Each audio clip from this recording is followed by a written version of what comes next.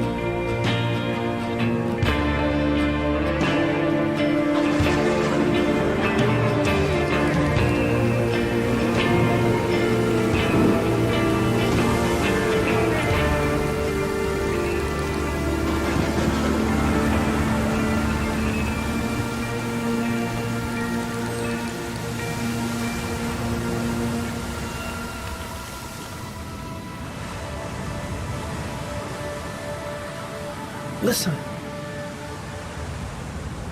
My fortune.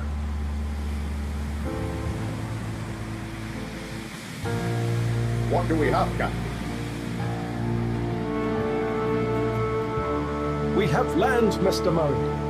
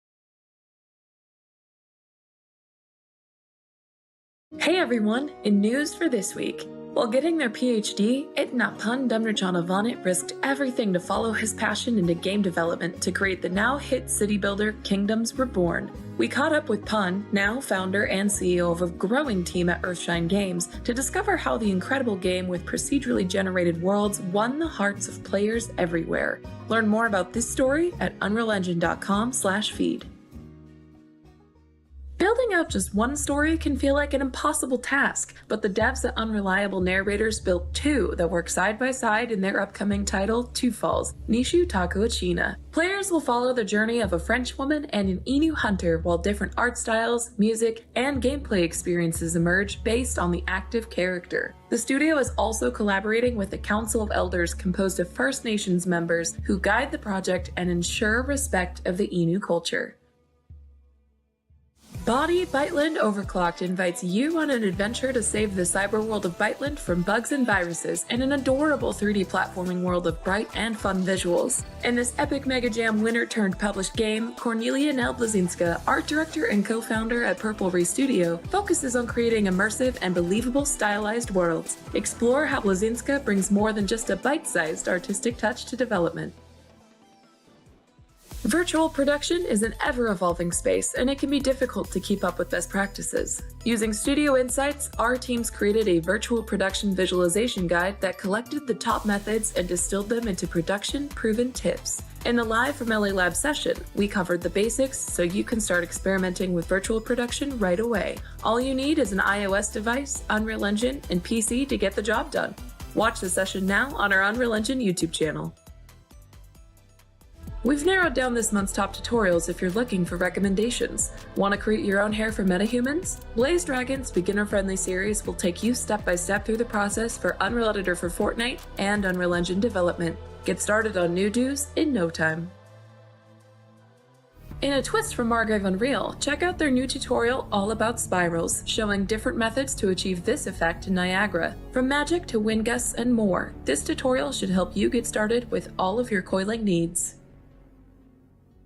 Dive into a broad overview of the Lyra character part system from Xist for an understanding of each component of the pre-built system. Covering all the way from a conceptual overview to an example project setup, this comprehensive step-through will make understanding the basics a breeze. Sailing into this week's Community Spotlights is a series of in-depth videos released by Ghislaine Girodot covering advanced boat simulations such as buoyancy, foam, and splash systems. These breakdowns start with the custom buoyancy solution, then add a splash of the pros and cons of these techniques, making for an invaluable educational addition to your repertoire. Keep up with this series and others on their YouTube channel.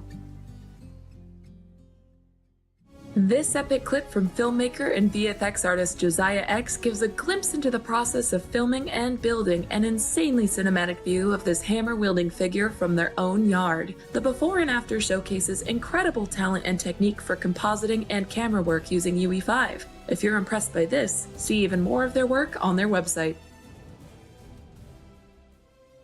Last but certainly not least, environment artist Nikolai Kokonovsky worked in collaboration with the Liart Studio team to tackle the Herculean task of creating this volcanic temple in UE5. Showcased in this scene is stunning, emotional lighting that tells the visual tale of a scorched temple and the beauty its marbled pillars and detailed sculptures hold.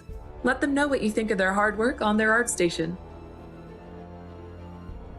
Thanks so much for watching this week's News and Community Spotlight.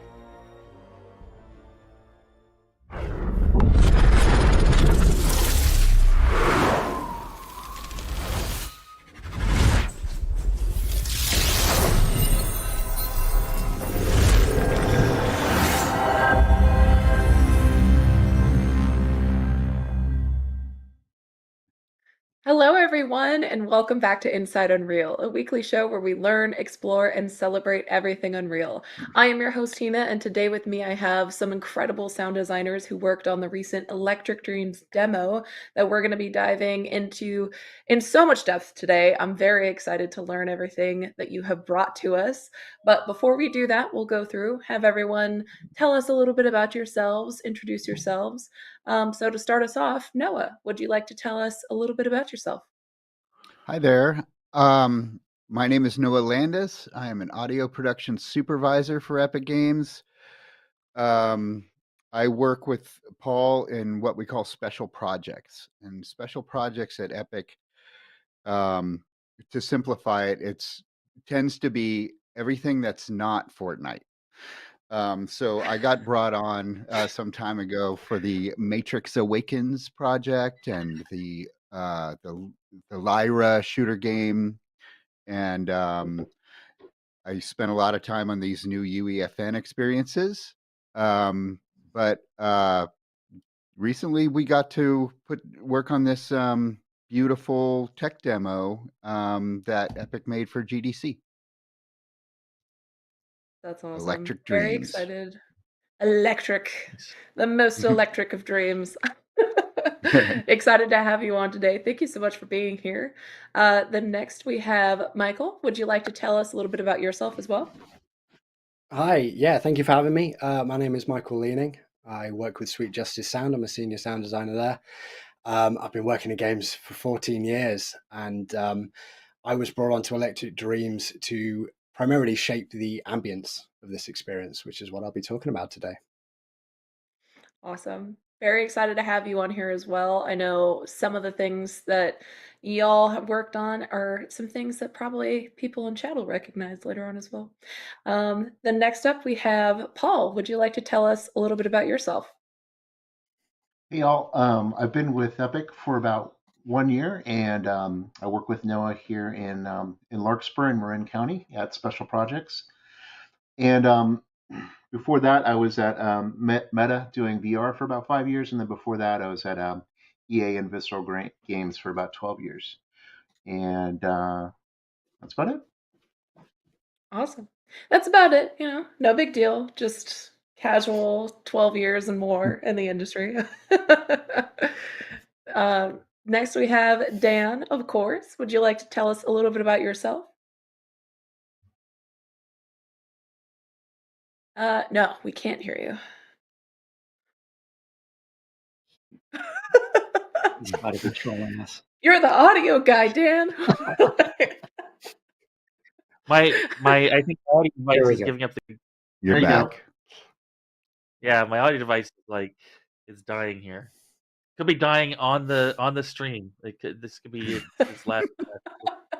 Live We'll see if I can hang on. So Go yeah, down in hi, history. hello everyone. I am Dan Reynolds. I've been on this live stream lots of times. I've been at Epic for almost 7 years. Next month it will be 7 years. In the middle of July, it'll be 7 years. Wow. Which is crazy. Very close. I've been in the working on games since about 2005. And people can do the math themselves because I just can't do math anymore. So time has no meaning, and it's really hard to tell what year it is right now. But yeah, so I am a senior technical audio designer at Epic Games on the advanced projects team. I don't know. I kind of float around and help out wherever I can be of use. Yeah, cool. Awesome. Well, thank you so much for being here as well. Dan has actually been on a couple of other streams before, so we'll make sure that we link those in the chat if you're interested in seeing some of those conversations as well. Then last but certainly not least, we have John. Would you like to tell us a little bit about yourself as well? Sure. Yeah, I'm John. I'm a technical sound designer with Sweet Justice, and I've been with them for about 2.5 years. Been in the industry for about 22 years. And I've worked on lots of different things, but this project was actually extremely unique for reasons that I'm sure we'll get into. One of the coolest things was it was just like make it as detailed as possible. There are no constraints. That was so I'm super stoked to get to talk about some of the stuff that we did because it's kind of like very future looking, some of the things that we were able to implement because of there being so few constraints. That's awesome. I'm so excited to dive in here and get to learn all the little nitty-gritty details of everything y'all put together.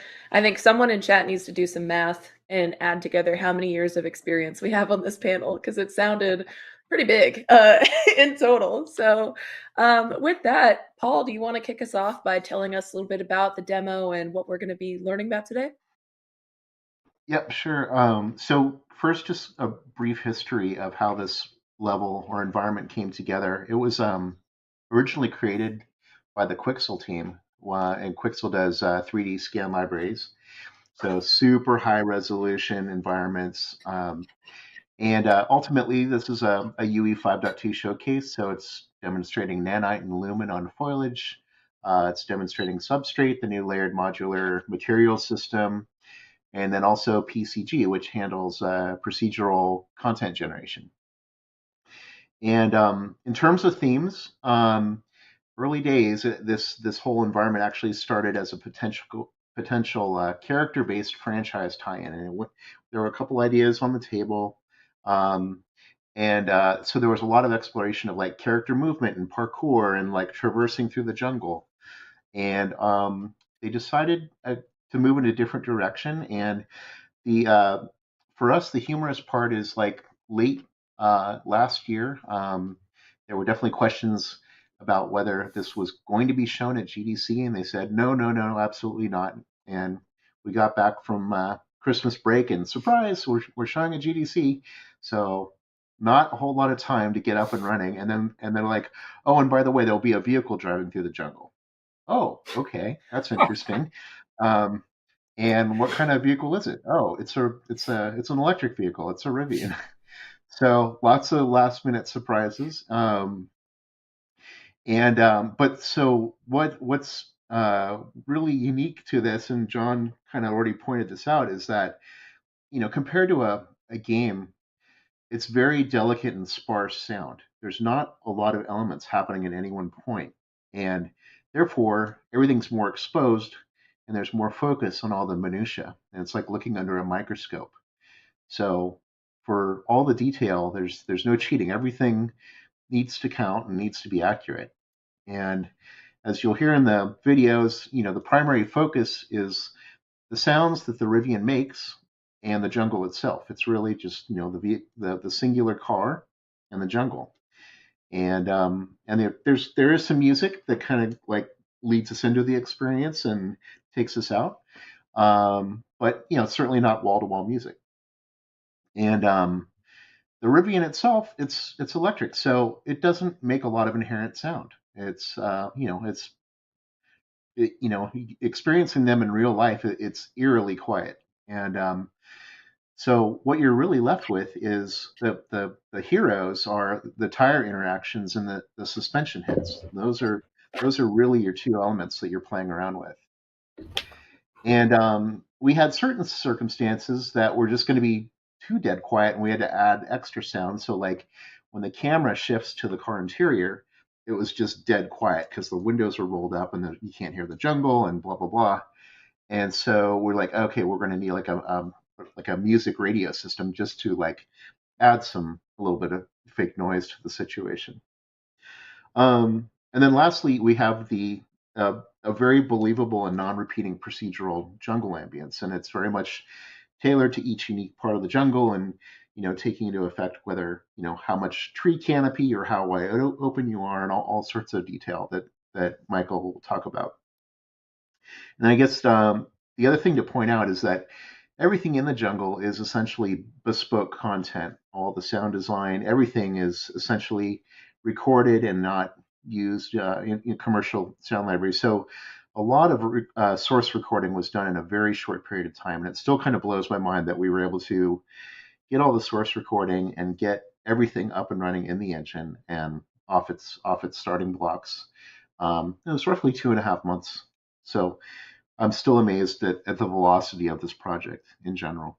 So we're going to show a video, and this is basically the GDC demo flow. And to my knowledge, this has not previously been shown outside of GDC. And for those of you who watched the GDC demo, you're probably aware that Nick Penwarden was speaking over it. So we had a lot of narration. And so this is really a chance to rewatch the video and just focus on the visuals and the soundscape without narration.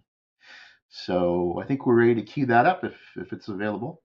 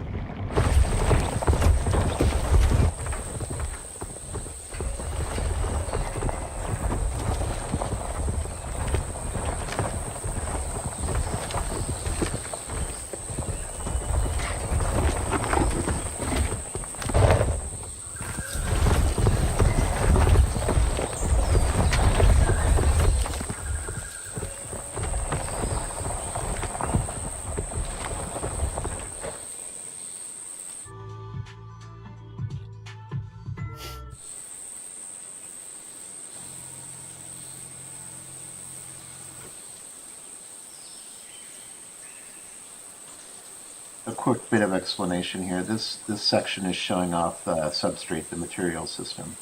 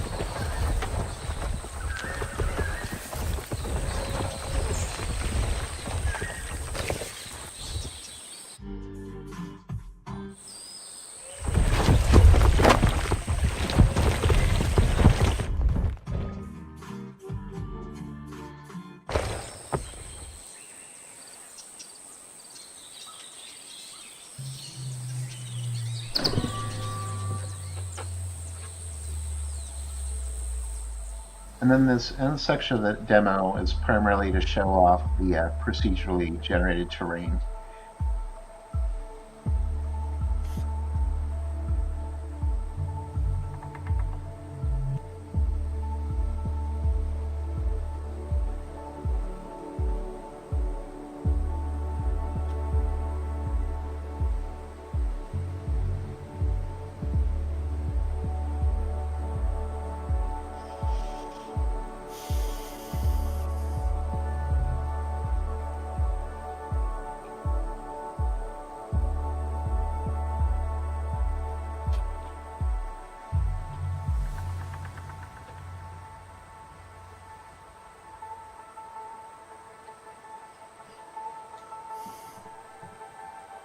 It's beautiful.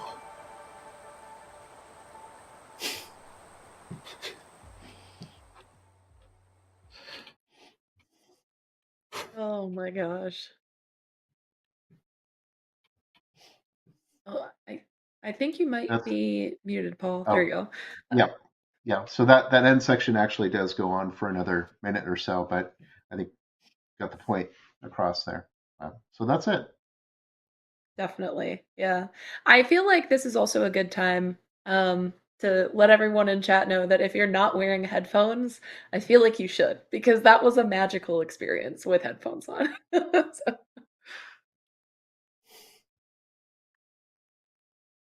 We all Cool. have to All wear right. headphones. So yes. Part of the group. All right. So Tina, are we doing kind of our overview now at this point? Yeah, I think it's we can kind of talk about a little bit about what the rest of what we're going to go into is for today. Okay, cool. So just a quick kind of sectional overview. First, we're going to talk about ambience systems with Michael and Dan. And then we'll go into vehicle design and material interaction with myself, John, Noah, and Michael. Vehicle synthesis with Metasounds. Dan will talk about that, as well as reverbs. And then Noah's going to talk about music direction. And then we'll talk about mixing and audio modulation with Paul, Dan, and John. And then finally, we'll talk about the live stage performance as well, and some of the fun we had with live mixing for the show. Yeah. Dan, can you bring up the slides? Am I audible? Yes, we can hear you. Nice. Yeah, so slide 3, we'll jump over. That's the overview that Paul just gave. Yep, we're on to 4.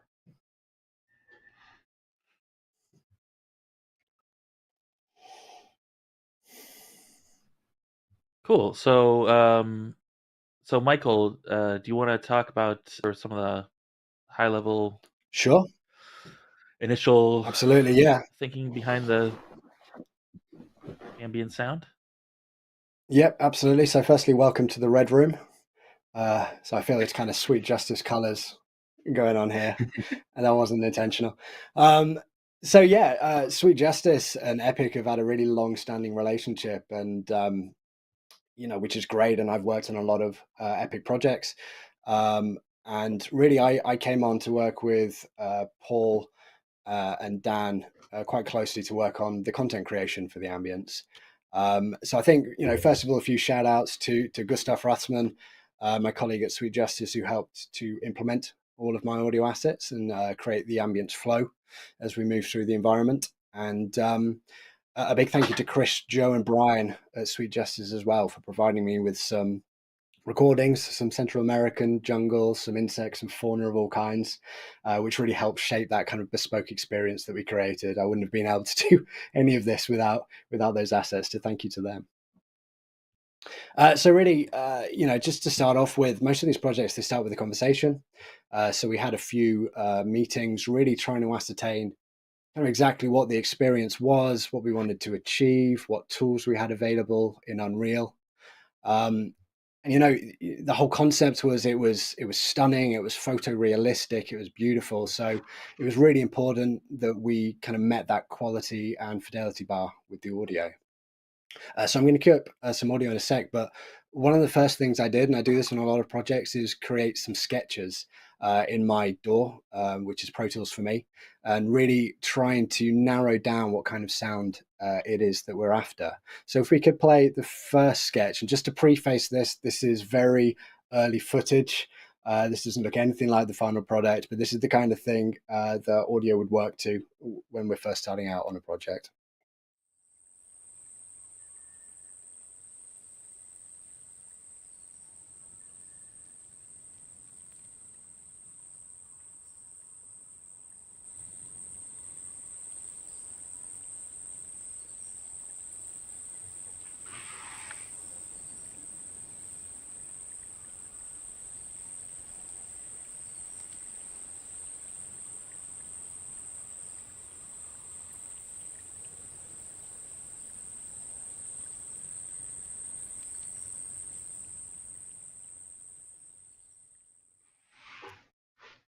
Cool. So relatively sparse there. I think that's generally me just trying to understand how hot and humid and busy this area is. So that was sent over to Paul, who gave me some feedback, and generally we could turn the dial up on the busyness there. So if we could play the audio V2 file where I've just kind of taken things up a notch.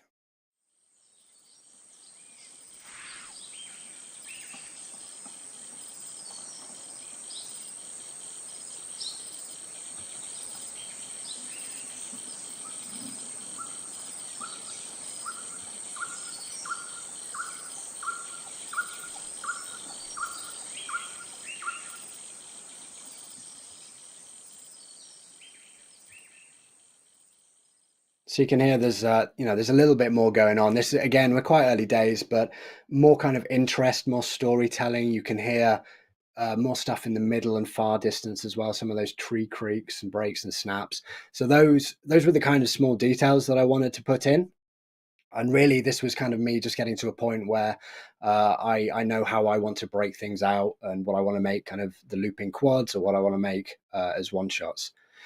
So initially we were going to use ambisonic files, and I think just through the course of getting stuff in the game, we realized that it wasn't really necessary for this specific project.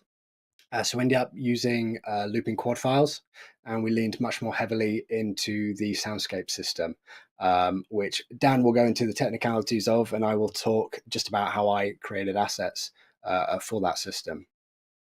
And, really just, good to know that, as Paul said, the Rivian is a very quiet vehicle. The ambience is really front and center a lot of the times. And impact is really important when you're kind of creating assets for a project like this. So where do you put your time, your effort, your resource? So for this, the ambience, had to be really high quality, really rich and dynamic, because there are times where it's really the only thing you can hear. So the process, most of the time making the assets is probably one of the easier aspects. Deciding what assets need to be made and where we're going to trigger them is a little bit harder. So streaming quads, that's a pretty standard thing to do. So we landed on a few of those. There was a bigger list. I think as we kind of played the game or the experience even, and kind of figured out, where is it close, where is it intimate, where does it open out a little bit more, we kind of narrowed down on those. But really they are trying to sell the space. And then we would obviously lean more heavily into the Soundscape system. Those kind of things try and sell size. So maybe we've got a bit of kind of wind or air in there, a little bit of fauna in the middle distance, some, wind through the leaves as well. But then we would save the extra detail for the loops and the one shots. And I think important to note as well, in an experience like this, in this particular environment, unspoilt natural habitats like rainforests, they generally find an equilibrium when it comes to the soundscape. Everything has a place, and often the creatures aren't fighting for space in the frequency spectrum. So that's something that I wanted to consider.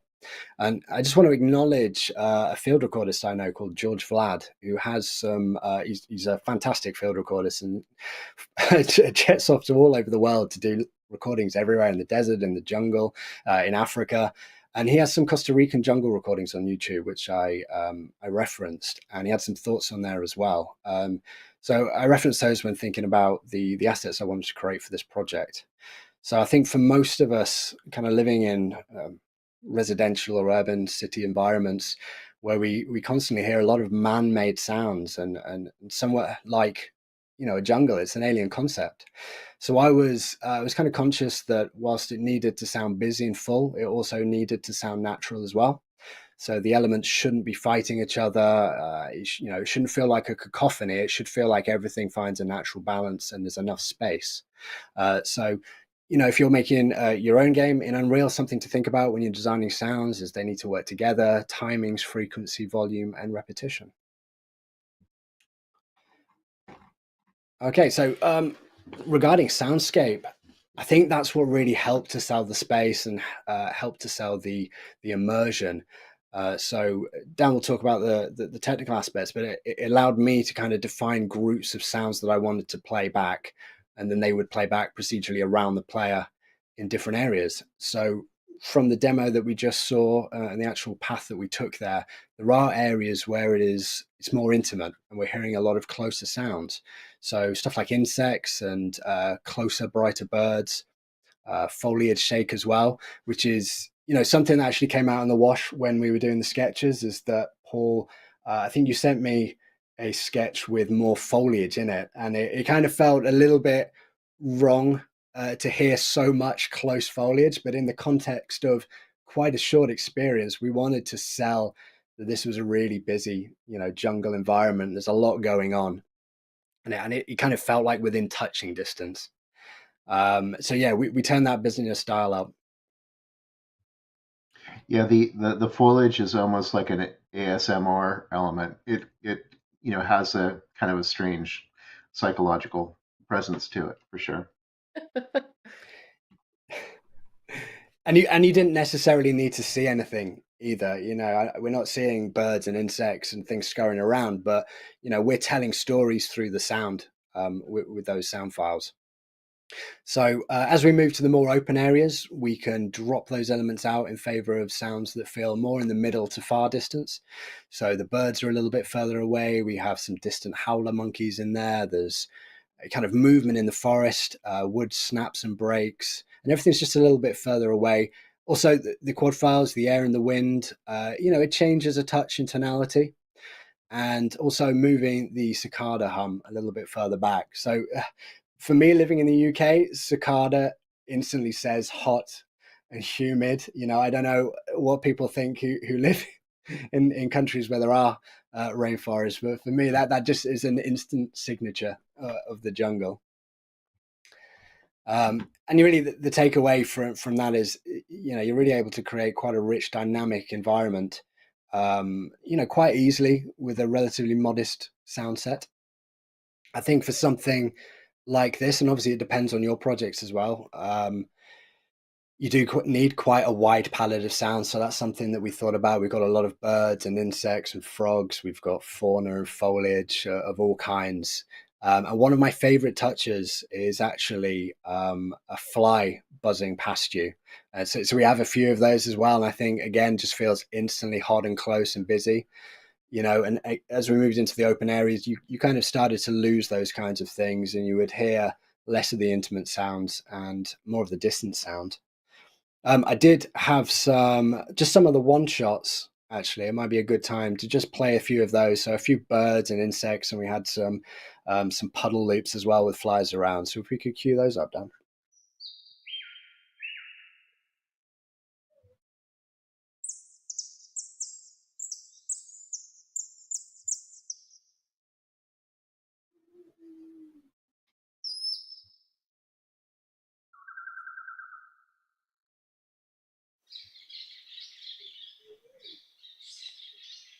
So this one's kind of a longer, closer file. And we had quite a few of those. And it just helps to create kind of a depth in the dynamics. And I think this was a recording from Brian at Sweet Justice. So I think, again, in the nice intimate areas, that's quite a nice touch. And I think, there we go. Yeah, so we had a lot of those wood breaks as well, kind of just randomly breaking around you as well. Just felt like there's a lot of movement. And if you could just play the last loop as well, please.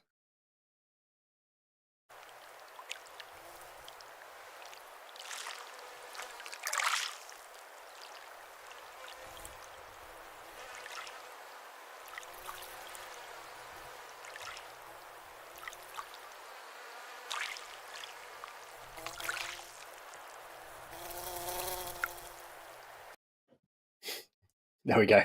So close up fly. So we'd have a number of those things just playing around the environment. Again, you wouldn't necessarily see a lot of the puddles as you're driving along in the Rivian, but that's just something that added to kind of the overall detail. And you would have heard in those recordings as well, those particular sound files, that there was actually reverb on those. Some of that is from the recording, the birds being a bit further away, and some of that is me actually processing them before they go into the engine. So I don't always like to rely on in-game reverb. So for some stuff, I think it really works, but also for just sitting things in the mix a bit better, I think it's nice to kind of process your files before they go into the engine if you roughly know whereabouts they're going to be playing. So really just, for me, some tips and takeaways from the experience and working in Unreal Engine on this particular project was that, Unreal is as much a sound design tool as it is a game engine. And I think it's often best to get those kind of assets in to refine the experience by listening to it in editor. I think it's much easier to share with stakeholders. I know we got a lot of stuff in early so that Paul and the team could listen to it and feedback on that. I think the pre-sonics are really useful. So if you're working on a project, definitely put some of those together. I think they can take you so far though before you need to kind of break them out and start putting them in the game. I think for this one, for me especially, research was essential. I listened to a lot of recordings of different Central American jungles, and really help inform my kind of decision-making process when it came to what kind of assets I wanted to put in the game. I keep calling it a game. It's an experience, isn't it? So I don't live anywhere near a jungle any more than I live on a pirate ship or an icy tundra.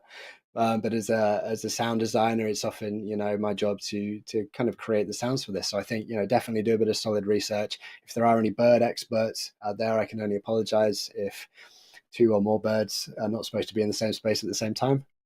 Sorry about that. So I think also, think about the space the camera's in. What stories do you want to tell? You don't have to see something to hear it. And it all goes into creating kind of a much richer, more believable and dynamic environment. So think about, what are you hearing up close? What are you hearing in the middle? What are you hearing in the distance? And how those sounds propagate in real life and how you can recreate those in your designs. And also have a think about how everything fits together. Why it's so important to get stuff in Engine as early as you can. I think on this project it became kind of really obvious when something wasn't sitting right.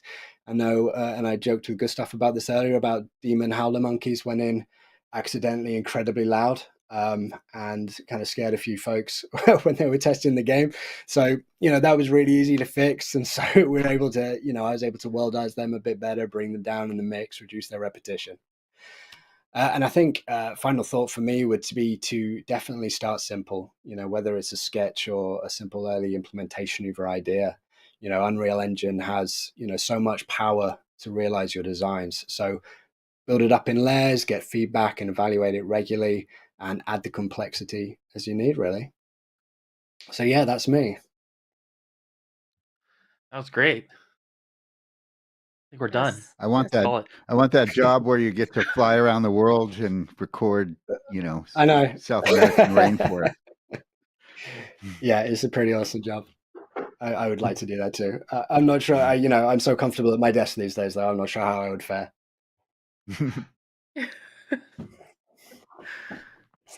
Wow. Oh, Well, incredible. I do like the idea of a couple jump scares throughout the demo, personally, but yeah, it wasn't in the Unintentional, of card. course. Monkey. yeah. Okay. Cool. Thank you. That was awesome. That was really great. Cheers, Dan. Excellent. That actually your description of everything having sort of like a natural, every sort of animal fitting in its own frequency space reminds me of that sort of phenomenon where like the tree canopies, like the trees don't quite touch each other. They all have their own sort of like, Mm. personal space basically. Yeah. But they kind of fit together as a puzzle. Yeah. Cool. Hey, Dan, can we go to slide number 5? The next slide. Yeah. So yeah, the Soundscape was able to be brought in to help prototype and realize some of these design aspirations. And that's actually one of the things that I think is useful about Soundscape, from my perspective, is that it's very quick to start standing up something, and prototyping is very fast. Next slide. Yep. Cool. Yeah. So here's a sort of unfiltered look at all the sort of soundscape colors and palettes that were used in this project. Um, the uh, the the sample project, I think, still has a bunch of these. I don't remember which. Paul would know better what was pulled out, what was not pulled out for the actual sample that shipped. Yeah, I think But honestly, it's pretty intact to my, it's pretty intact. Cool. yeah, yeah. That's great. So the just to I'm not going to go deep into Soundscape. We've done lots of live streams about and various videos about Soundscape sort of in depth. But just to know that it's a state based conditional um, uh, uh, ambient sound system that controls the spawning behavior of sounds. And so if we go to the next, we can actually see in this is a look at one of the palettes. And in the upper right hand corner, you can see that there's a bunch of actors listed under the audio folder, audio subfolder in the scene view. And I've just got one of those selected. And these were the actors that I believe Joe and Gustav used to implement Soundscape, and the kind of concept behind the pairing of the quad beds and the one-shot behaviors provided by Soundscape. So, as an example, so what we have open on this sort of left side is a Soundscape palette, and a palette is a collection of Soundscape colors, and each Soundscape color controls the spawning behavior of one sound. And so it might be hard to read, but you can see there's like various insects in this particular case. And if we go to the next slide, you can see up above there's gameplay tag query, and this allows the designers to create the conditions under which this particular palette will activate or deactivate. And then if we go to the next slide, this is where I would have indicated the the actors that were created for this project. And if you sort of look at the lower right hand on the next slide, you can actually see that this actor will add this gameplay tag to the subsystem that operates Soundscape. And so each of these actors, when you enter them, will sort of set state information. And the gameplay tag query allows designers to do really cool things like say, activate when these conditions are met, but don't activate when these conditions are met. So you can do exclusions and all sorts of cool stuff.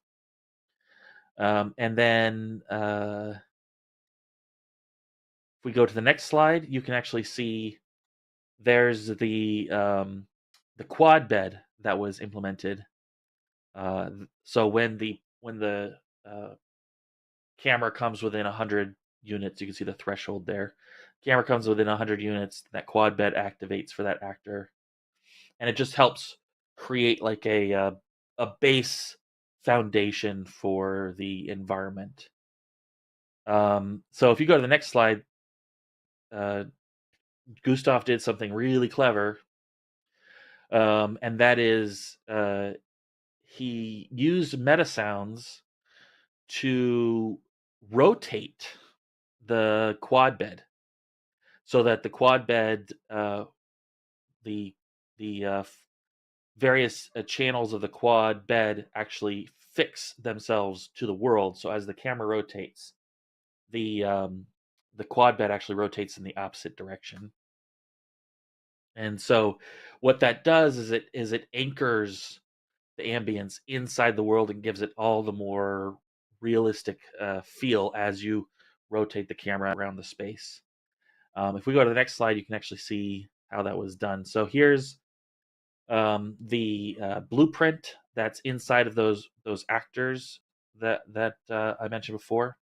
And what they do is they feed a bunch of triangulations based on the camera data into the Metasound, and those outputs. They're simple panning operations, panning operations, sine and cosine, and the results of those are passed into the Metasound that actually plays the quad bed. So if we go to the next slide, you can actually see how that Metasound was controlled. So here we have the like four gain ops, and each of those will be fed data from a trig function to properly mix and blend between the four channels to simulate the rotation.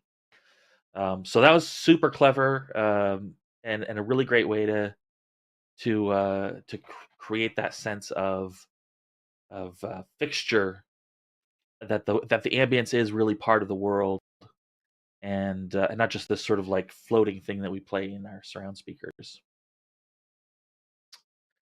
Cool. So let's go to the next slide, and I think So we're going to start talking about vehicle and material design, and I think this would be a good opportunity for the people involved in the recording process. Maybe let's go to the next slide. I think that was what we had on our first bullet point. Yeah. That's right. Prototyping, because we did some prototyping actually. You want to lead that, Paul? You're muted. Sorry about that. All right, I'm back. Hey there. Yeah, so we quickly realized that we were going to have to start hooking mics up to cars and getting out into the field quickly to figure out what worked and what didn't. And I had a brief panic attack over like, oh my God, I'm gonna have to order some specialty bikes, and we didn't quite know what was going to work, so we tried a bunch of different techniques, but we had lav mics like DPA 4661s, and then we thought, well, it might be a good idea to have like some El Cheapo shotgun mics that could get damaged, and we wouldn't cry if we lost them. We tried some EMF mics to see if that could potentially pick up, like in particular the EV motor, and then the same idea with contact mics. So we tried slapping contact mics directly onto the electric motor, and in these early tests, we were using a variety of EV SUVs and driving around here in Marin County, and we definitely got some usable stuff, and we certainly quickly learned what didn't work, and that really helped us prepare for the few days that we had access to a real Rivian. And what we learned with the Rivian was that there were a couple of things that were absolutely crucial, and such as that the Rivian definitely has a very trademark sound when it comes to like suspension hits, and then also just the Rivian makes a lot of unique noises when it comes to like just the way it when you lock the car and when you open the doors, and when the suspension raises and lowers, and all that kind of stuff, which we were able to capture with the Rivian itself. But we'll talk a little bit more about that as well. But see, I'm just looking here ahead here to the next slide. Yeah, but so certainly the tires themselves, what those are the tires hitting various textures, mud, gravel, stone. Not all of those were Rivian, and just to be truthful about it, and it was, like go out and record something, get it back in the studio, listen to it, and figure out what worked and what didn't, and get back out into the field again. And so there was a couple of weeks there of fairly heavy iteration of like, okay, that worked, or we need more. Let's go do a few more runs in the mud, or and then we also did a ton of like just little what I would call one shots. So in my driveway, we would set up a pile of rocks and then drive over it, and then the rock pile will explode. Then set up the pile again, drive over it again, etc. We even had like little like pings off the suspension where I would take a slingshot and like shoot a rock at the basically the undercarriage of the car just to simulate rocks and debris hitting stuff. And then John Tennant took all this content and did an absolutely amazing job bringing it to life in Engine. And I think that's what we're talking about next year. But The next slide, yeah. yeah. Okay. Yeah. So, as Paul said, it was great because I think it was like maybe 2 or 3 days into the project, I was given a whole bunch of sounds to work with, to like see if I could build, the level of detail that we wanted for the project. And I got some sound, a bunch of sounds from Chris Sweetman at Sweet Justice, and I think Mike, maybe you gave me some initial sounds as well, and then there were some sounds from Paul and Noah.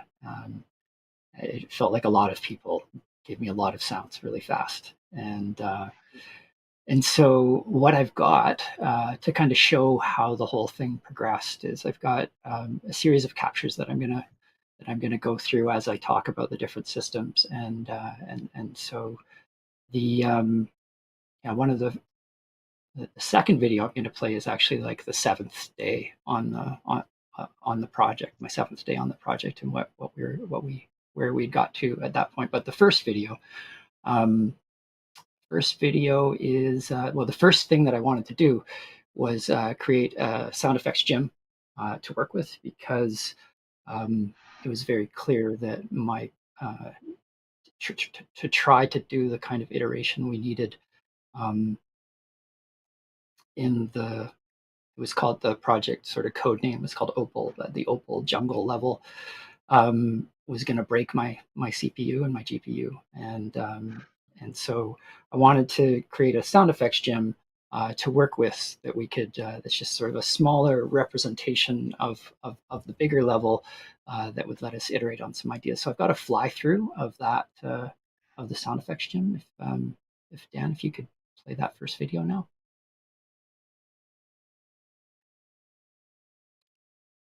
I tried to capture a drive-through of the sound effects gym earlier today, but for some reason, it's crashing when I play the sound effects gym, which is actually lucky that it didn't start crashing sooner, because I was able to get all the other capture I needed. So this was the only capture where I'm not actually playing the game.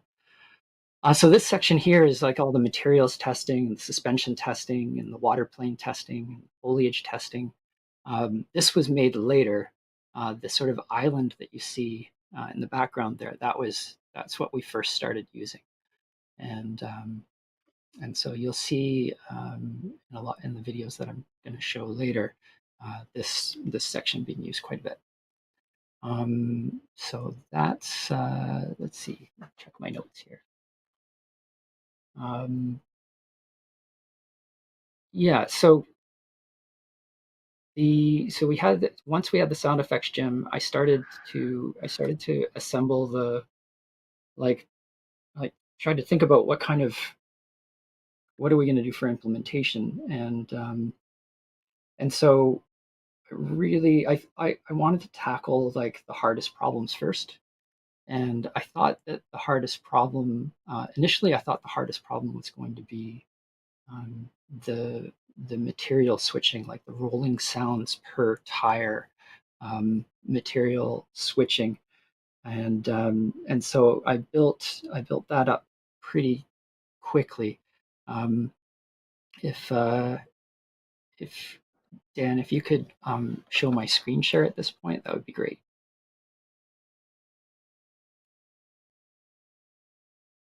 Okay, you guys can see that. Can you guys see my screen share right now?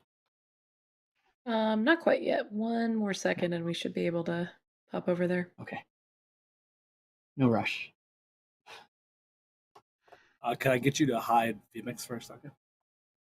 Okay, yeah. Thanks.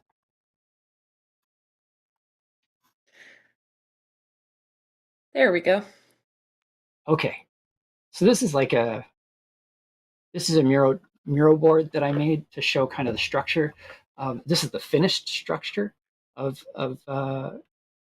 how the sounds were implemented for the Rivian, but we'll come back to this sort of again and again. But the first thing that I did was there's this visual effects blueprint added to each tire, and it was already doing material detection. So I thought, well, that's a good place to add our audio. So I made the BPC wheel audio blueprint component, and added that to piggyback our material detection from the VFX people.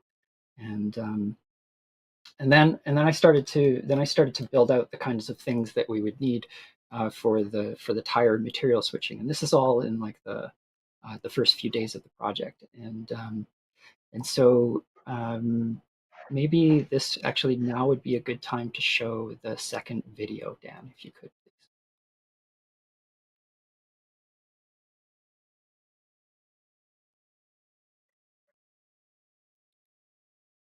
Cool. So this was this was day 7 in the project, and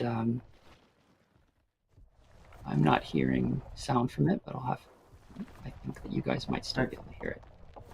Yeah, I can hear it. Pretty quiet. Okay. Pretty quiet. Oh, okay. If we can, I don't know if we can have the level turned up. Great. So this was all temp sounds that were given to me by various people, and here, like, the attenuation's a little weird, and obviously the graphics are not anywhere close to final quality. But because I was working with the sound effects gym, and I put a lot of time into the debug initially, I was able to quite quickly get material switching working per tire, which was pretty great. I'm not sure that we need to play the whole video. Probably just leave it right there. So we were pretty happy with the material switching, like just proving out that tech first, and then the next thing we realized after making this video and chatting with Paul about it was the suspension was going to play like a far greater role than I had initially anticipated, and so I moved on to working on suspension and figuring out how that was going to work. So we used the Chaos vehicle engine system, and so we were getting like a ton of cool data from that system. But unlike a traditional project where you'd have to worry about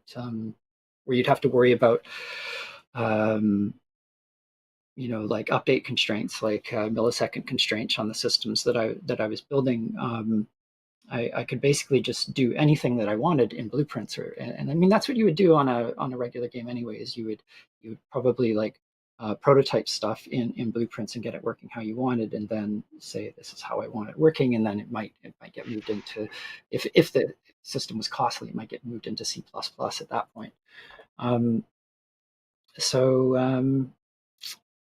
Yeah, I guess just before I move on to the suspension stuff, maybe I'll just quickly show the Metasound the Metasound patch that I was using for the rolling. So Dan, if you could share my screen once more, that would be great. Here we go. Got it pulled up. Okay, great. So let's see.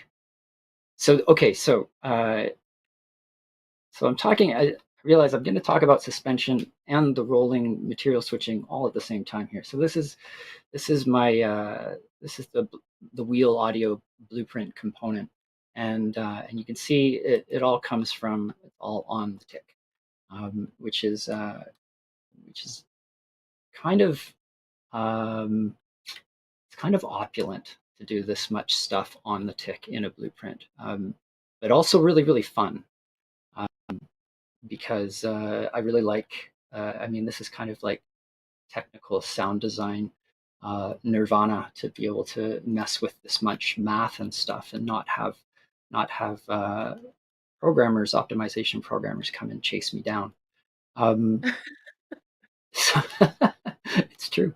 So yeah, this is kind of where we were doing the material switching, which we were getting the materials from. We were getting the materials from the chaos vehicle movement component. But I'm not going to get. I could go so detailed on this. I'm going to just resist the urge. The big one that I wanted to talk about and show, because it took a lot of work, was the suspension.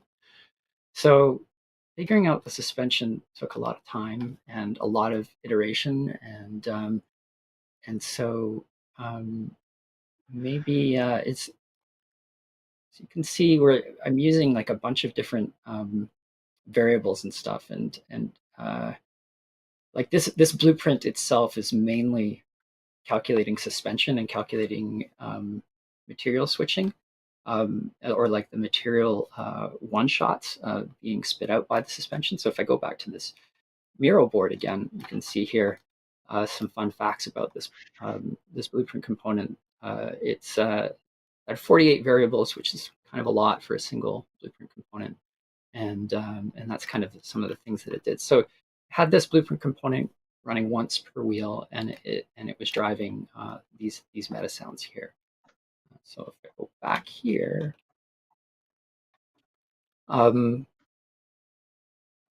you know, as you can see, it wasn't very simple to figure out the suspension that I did, and in the end, I ended up using kind of a combination of stuff from the chaos system, like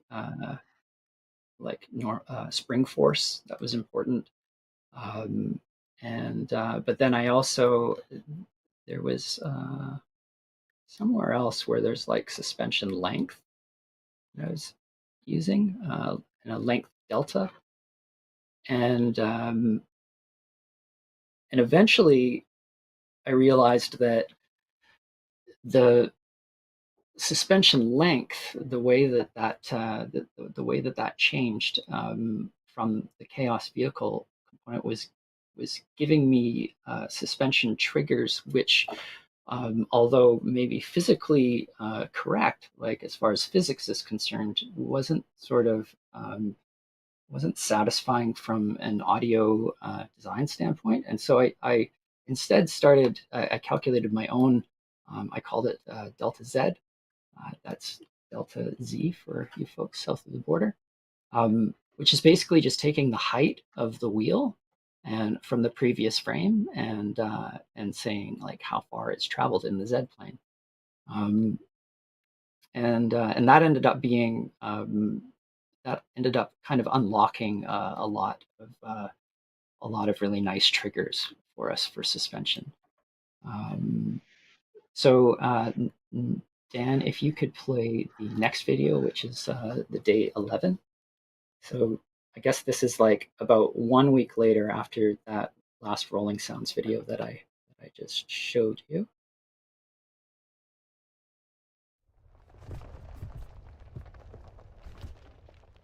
I need to turn that one up too.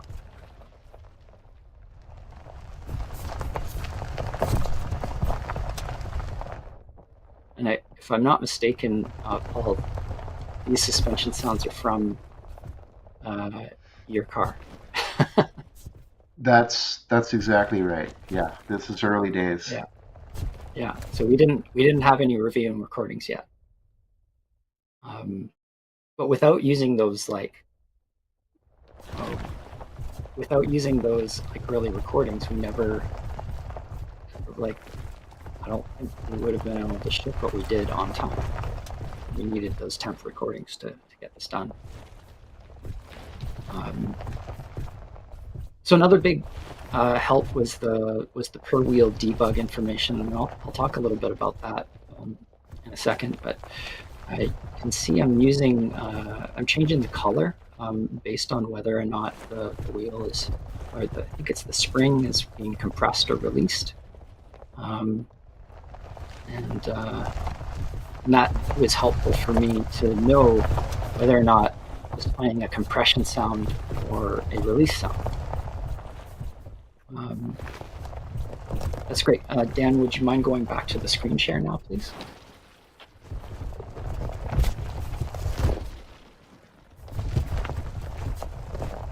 Don't have to play the rest of the video because it's my weird driving. Some extreme Rivian driving there. That was fun. Yeah, I like to keep things realistic. You guys could let me know when my screen is up again. I'd appreciate it. It's back up now. Okay, cool. So this is what there are two suspension Metasound patches. Ideally, I would have done this with a single patch, which was just sort of instanced, once for compress and once for release. But there were so many like little bugs that were in the end my own fault that I started to grow suspicious of having like single patch, which was instanced twice. But so anyway, this is the compress patch. There's a release patch as well, which is the same, basically the same thing. It's just triggering release instead of compression. Yeah, you can see like this is where the temp sounds were. I was fooling around with mixing the temp sounds with the Rivian sounds, but in the end, we used all Rivian compression sounds. So I broke the suspension triggers into small, medium, large, and those were just selected based off of a single intensity parameter, and the intensity parameter was calculated over here. Somehow, somewhere. So don't necessarily need to show. But in doing all of what I do want to show is in doing all of this work on the suspension. Eventually, one thing we realized through trial and error is, like Paul, I don't know if you remember, but the initial recordings that you gave me were like 15 and 20 miles per hour or something like that. Like those were the speeds of Right. of the tire noise that you gave me for all of the different materials. And those were the early days. Yeah, exactly. Yeah. So we realized that that's not how fast the car is going to be driven, and we needed like 1 mile per hour, 5 mile per hour, and 10 miles per hour. 1, 3, 5, 10. Yeah, that's yeah. right. And when a car is being driven that slowly, the sound of it is totally different. And like I don't know of any game that that bothers with simulating car audio with a car going that slowly. It'd be the most boring game ever. So all of a sudden it changed the nature of the sounds that we needed to put into it. And I realized that something that we really needed was like little one shots of like materials that would be triggered. And I figured, well, why not trigger them off of the suspension release? Like every time there's a suspension release triggered, it's going to try to trigger a one shot.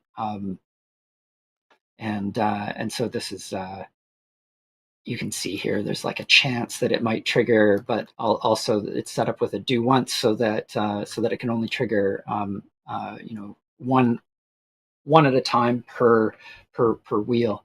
And I remember, Mike, you gave me some recordings that you did like a while back that were just like a single rock being dropped into the dirt, and Yeah. and I mean, I you made had them years done. ago as well. Yeah, I had them Yeah, all stored yeah. up ready for use. But yeah, I was just throwing rocks onto rocks, and they turned out really nicely. Oh my gosh! Like as soon as I added those through this crazy Metasound patch here, like it just gave a whole bunch of life to the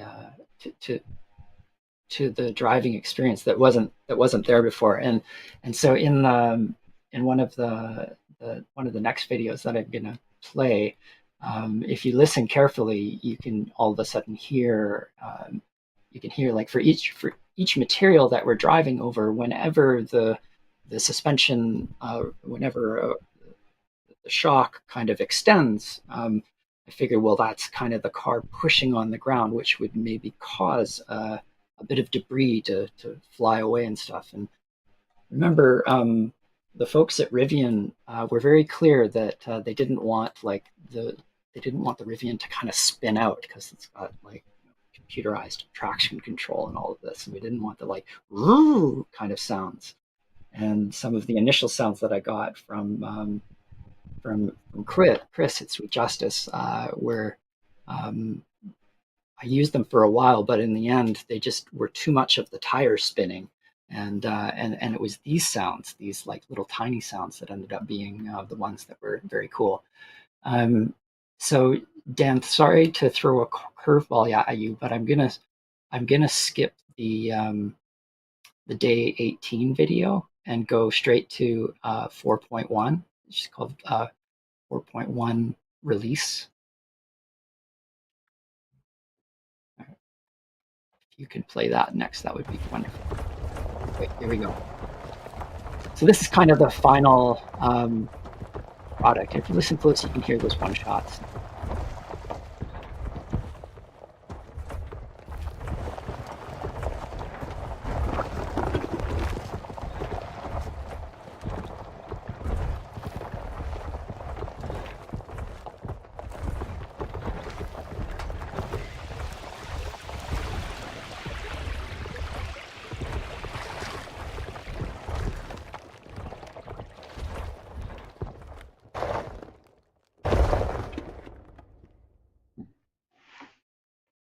Okay, so now this is what just one wheel sounds like. So now we're only hearing one wheel. Sadly, it's one of the ones that's far away.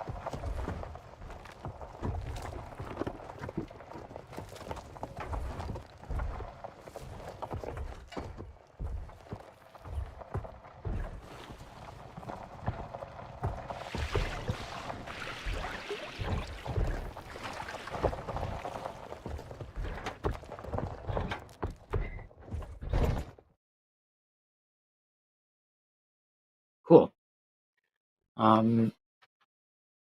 So so that's kind of what I had to say about the like suspension and the rolling sounds material switching, and how those two elements came together. Next on my list to talk about is the water. And so the water was interesting because there's this moment where the car drives through the puddle, and then later on in the demo, there is the and that capture that you showed Paul earlier showed it really well. There's like a very shallow layer of water, and so in the deeper water, we wanted to show to kind of play. It's kind of just water as the car drives through, and then in the other one, we wanted to we want to hear water, but there's the material that's underneath the water that's just right there, and so we needed to play both the water and the material. So we needed to set up kind of a dual material detection setup. And so, Dan, if we could switch to my screen again, I'll show a little bit what that looks like. There we go. Got it pulled up. Okay, cool. So let's see here. I mean, the regular physical material was being set right here. Is this true? Yeah, from the chaos vehicle movement component, because that's all pre-calculated by the chaos system. And the problem is we couldn't use the chaos system for the shallow water, because it would just override whatever else the car was driving over. So if you're driving over gravel, then if you're driving over gravel, then it was you wouldn't be able to hear the gravel underneath. And so we set up this guy as well, just a line trace by channel, and it's it's a pretty typical situation where just setting I feel like that one might be for VFX, and this one was for. I think we each set our own variables here. Yeah, water plane detected, hit water plane. So this is the one I'm using, and then VFX is using this one. I don't know why we needed our own, but so then if I go to the rolling sounds patch, here, tires rolling. Yeah, so here, this is where all the material switching happened for the rolling sounds, which would feed it to kind of the same patch, which is instanced over, or same Metasound, which is instanced over and over again. But then we had the special case for when the car went over shallow water, this would be layered in. And when this was layered in, if memory serves, I believe we're doing some low pass filtering on the other materials. Allegedly. Oh yeah, here we go. Shallow water active. And so when shallow water is active, we are filtering out, doing some sort of filtering here, which I'm having trouble deciphering, but I can tell it's filtering because there's a filter function right there. So yeah, that was kind of neat. Neat way to do that. So I can show that a little bit, and then so first I'll show the day 20 video, Dan, which is the water puddle test. This is our first water puddle test driving through. And then after that, you can just play the next video.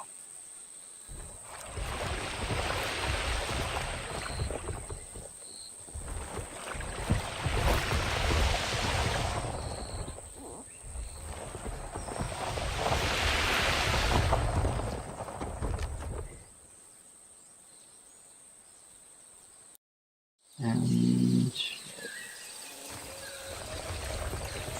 so this is the one where it's using the dual detection. You can hear the physical material underneath. And so I have the debug set up to go blue when it's playing shallow water, and green when it's not playing shallow water.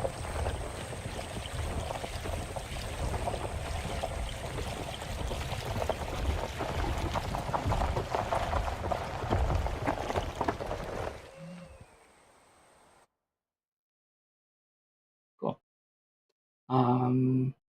So probably be a good time to talk a little bit about the debug. If we can go back to my screen, that'd be great. Just let me know when. You've got it pulled up now? Yep.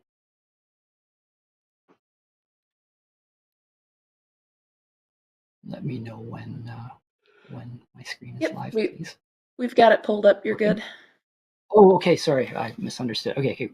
So yeah, this is where I was doing all of the debug stuff, and you can see just a bunch of variables that I would care about seeing, and this is my some input, some other input, yet another input kind of thing going on here. And so based on what I would need, I would just feed this in. There was a great moment in the project when the VFX team got super stoked about the audio debug, which is not something that usually happens. And so they were using this as well to debug their own VFX stuff, which was cool. And then there was the debug color index. Oh yeah, this part here, which is over here somewhere. There it is. And so I could hook up, different things to get different colors depending on what we wanted for debug for that time. For people who are setting up complicated systems like this, highly recommend getting very serious about doing really good debug, because it's really the best way to know if something is your fault or not. So yeah, I mean, it can take a lot of time to set up, but holy jeez, is it ever a lifesaver when, especially when later in the project, when bugs are just happening left, right, and center. If you don't have a good way to debug your stuff, then you're kind of left building it right in the moment, and that's time that would probably be better spent earlier on, just building that stuff out. So okay, and then the last thing that I wanted to show was something that we can stop the screen share now, if you don't mind. So the last thing that I wanted to show was something that didn't actually make it into the demo. We did some cool foliage interaction stuff. So we had these really cool foliage, like different plant blueprints that I think they had like maybe 35 bones, something like that. And when you drive by, they would kind of sway and move in this really nice way that looked really good. And so we wanted to do some sound for that.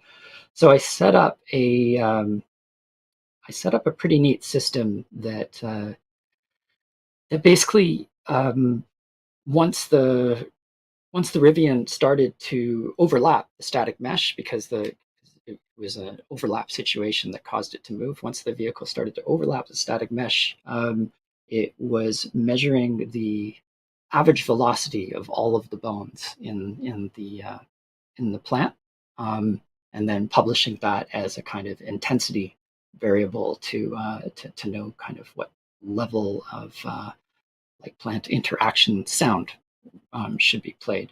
And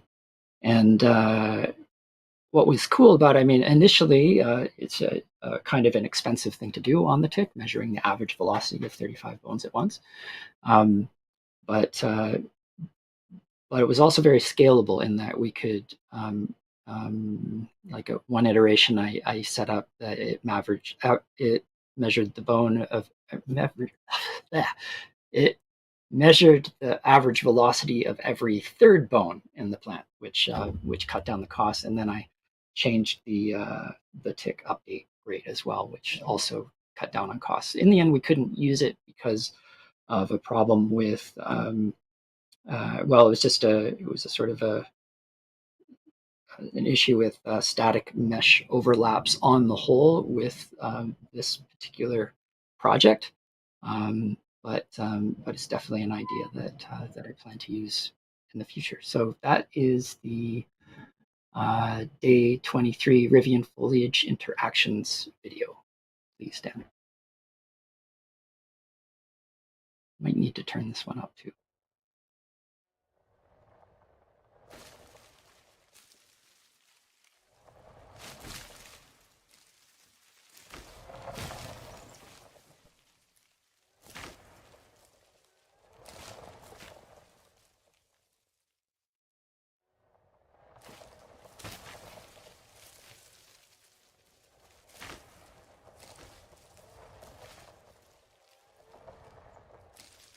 I mean, it's such a small sound. It's like, it's debatable whether or not we would have been able to hear it in the demo with everything else going on. So, you know, gotta take these things with a grain of salt, or you gotta be easygoing about these things when something cool doesn't make it into the build. But super cool that I get to show it in this live stream, even though it didn't make it into the build.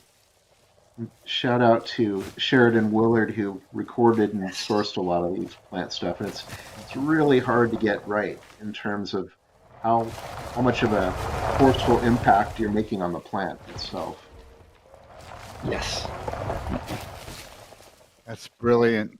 You know, it's also worth mentioning that you know, Rivian thinks of themselves. I mean, they are prioritize being a green company, and one of the directives from them was to not go drive this thing recklessly through a jungle.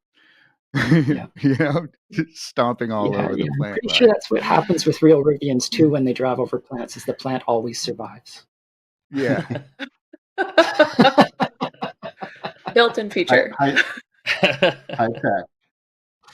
So that's all of the stuff that I had planned to talk about from material interactions and like rolling sounds and suspension and stuff. So the next, I think the next thing on the list was the super cool work that Dan did synthesizing the EV engine using Metasounds. Yeah. So let me talk a second about the field recordings that that Paul and I did. Talking about Rivian, I mean, we had a chance to go down to the to their headquarters. I think it was in South San Francisco. And they took us and our little packs of audio gear to this off-road course that they have, and we hopped out and we taped microphones to the fenders pointed at the tires, and we placed some up inside the wheel wells to capture the suspension sounds, and we just drove it all over the place. And then it started to rain, and the gravel and the rock turned to mud and to water, and they wanted to get the heck out of there. But one thing we did do is specifically drive it up onto and down off of large rocks and boulders, and really make the suspension hit and compress and release. Humorously, we kind of ran out of time with the off-road park, and we were like, okay, it's super critical that we get authentic, Rivian suspension. And so we were driving around the town of Hollister, and we had, at least two of us had Google Maps out, and we're looking for things like church parking lots. We're like, oh, there's a church, go.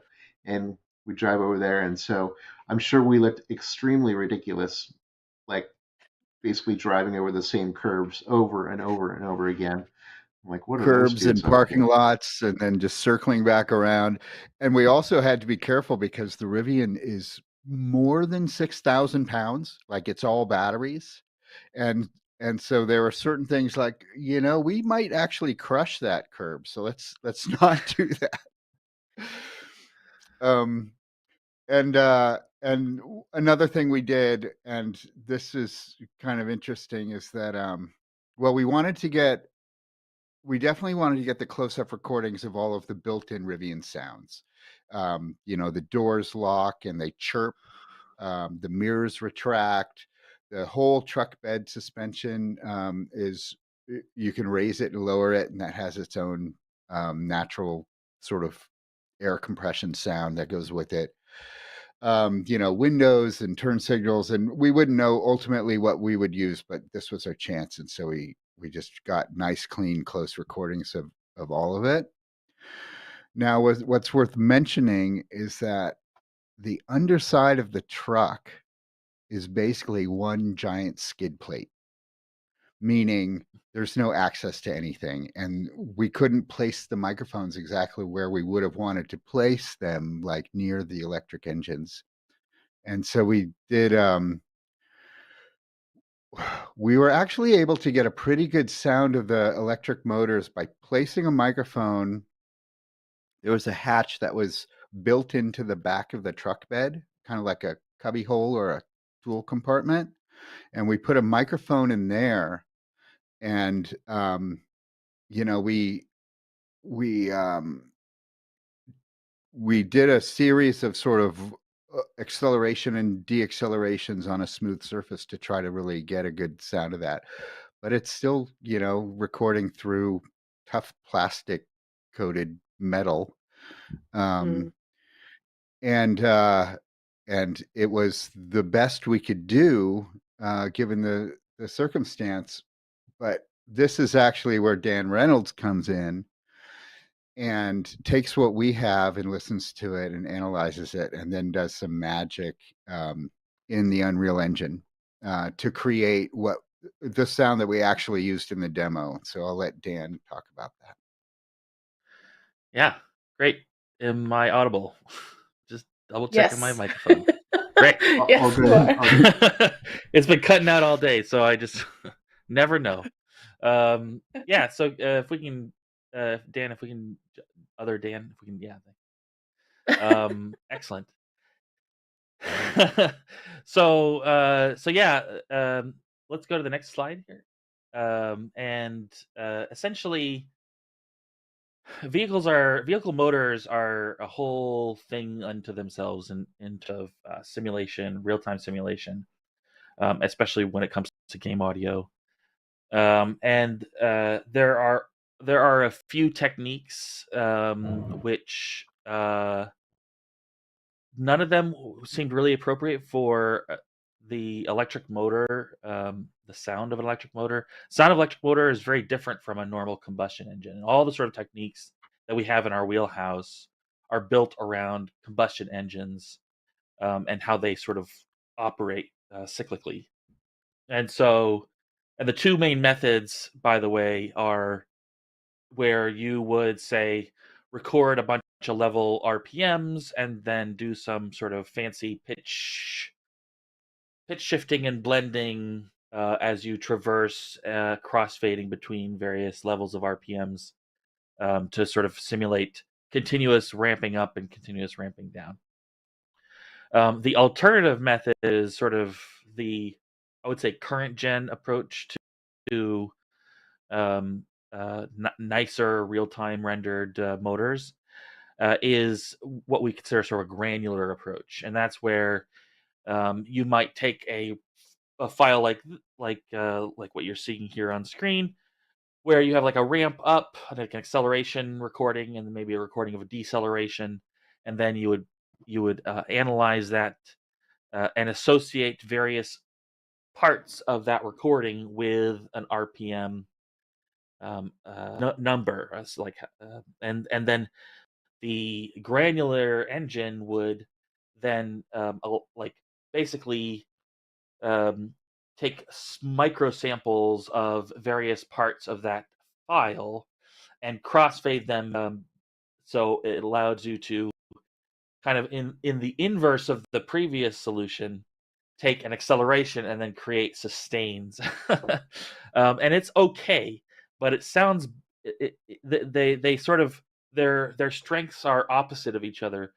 The older method is the legacy method of taking RPMs and pitch blending them is really great if you want like a sustained RPM sound, and the granular approach is really great if you want movement, but not very good at sustained RPMs. And so even some models you'll see like in games, if they've got like a hero car, they'll actually use both methods, and you'll sort of like cleverly crossfade between them. Anyway, none of these were appropriate for the electric motor sound, just because it's nothing like the combustion engine, and chopping it up into little tiny granular pieces just would not sound right. So I took option C. That was like, no one said anything, and option C was to do a harmonic analysis of the sound. Once I heard the sound, and this is if we go actually to the next slide real quick.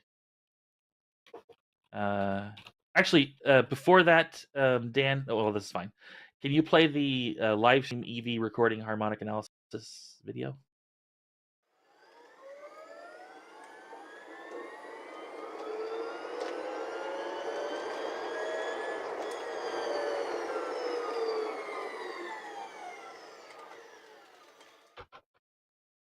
So that's the sound of the of the vehicle as recorded.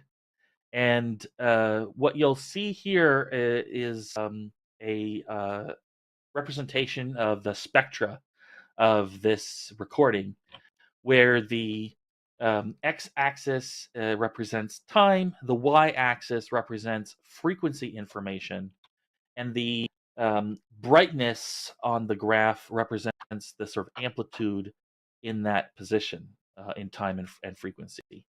And so I'm using this tool that allows me to look at and analyze frequency information, and in this case, allows me to select the harmonic content. And you'll see these sort of lines stretching across the graph. Those are the sort of tonal elements of the motor sound, and the sort of like fuzzy bits in between. Those are what we consider noise. And so, for anyone who's unclear, tonal information would be like oh, and noise would be like shh, which the noise canceller probably omitted automatically. And so you have those sort of two components. And in this case, I have used a special tool to isolate the harmonics. You can see they're sort of selected like a photograph in Photoshop. And if you go to the slide, Dan, you can see down at the bottom, sneakily, it's a very cool little trick with this tool, is that it'll actually show you the harmonic series that was selected. And the harmonic series that presented here is what we call timbre when we're talking about the sort of character of a sound. And all sounds have some amount of tonal and noise information, more or less of the other. And when they have tonal information, they have some structure of harmonic overtones, and the prominence of any given harmonic is like a fingerprint for a sound.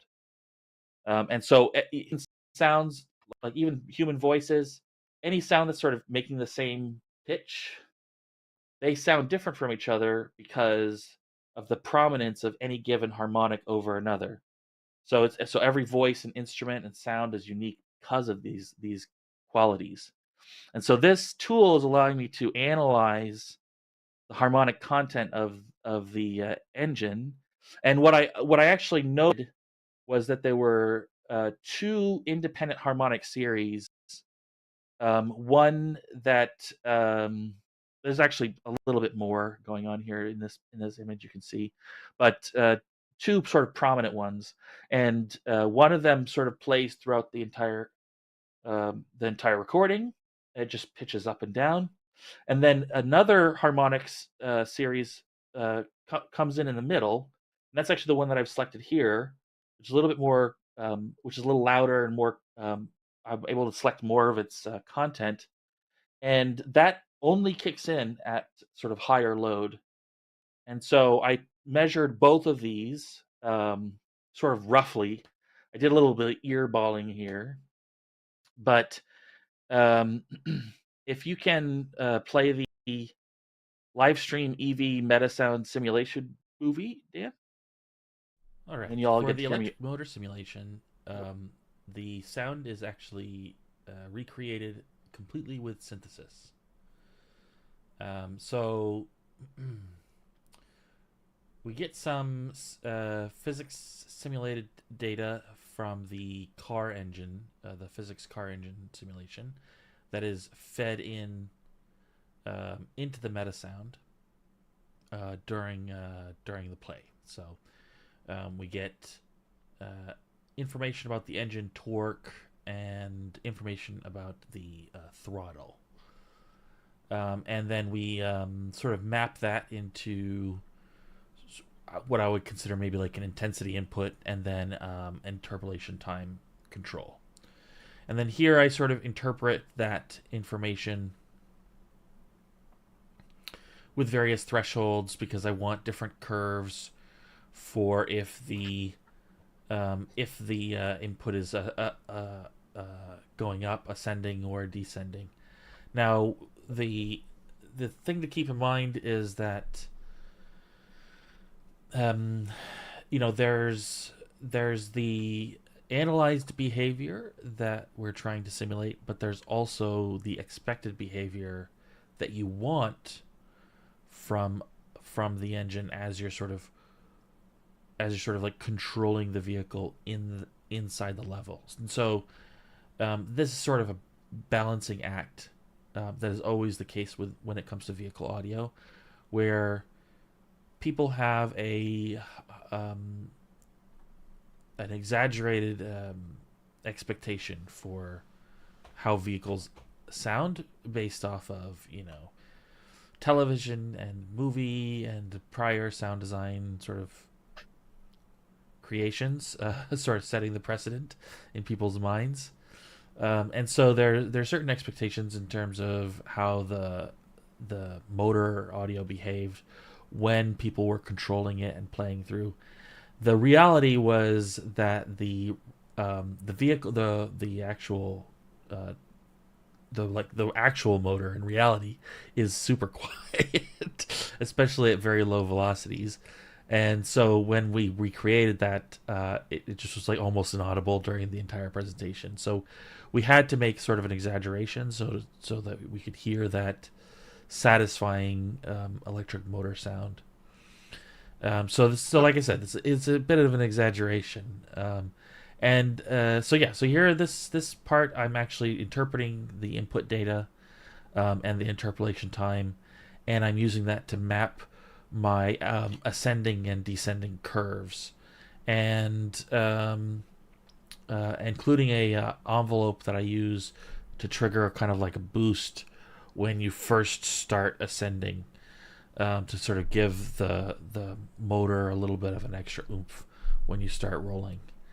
Now, the simulation uses two additive synthesizers, one for low load and one for high load. When I sort of did my analysis, I noticed that here's the high load one. There was a second set of harmonics that came in to play when the engine load was higher. And so I just basically set it up as two different synthesizers, one that sort of handles is sort of audible throughout the entire experience, and then one that only comes in once we hit a certain threshold. The additive synth takes my harmonic series, and the high low harmonic series was richer from my analysis. And I did something that maybe was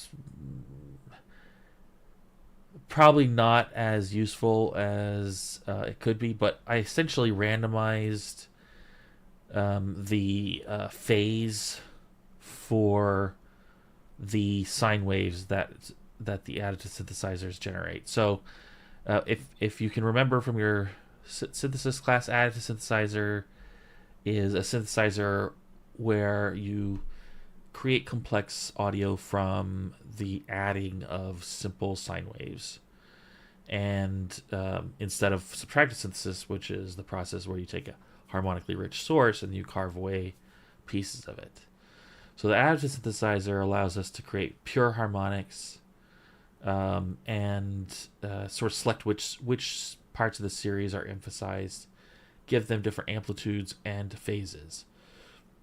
Now, I randomized the phase because we wanted to experiment with multiple motors running at once without creating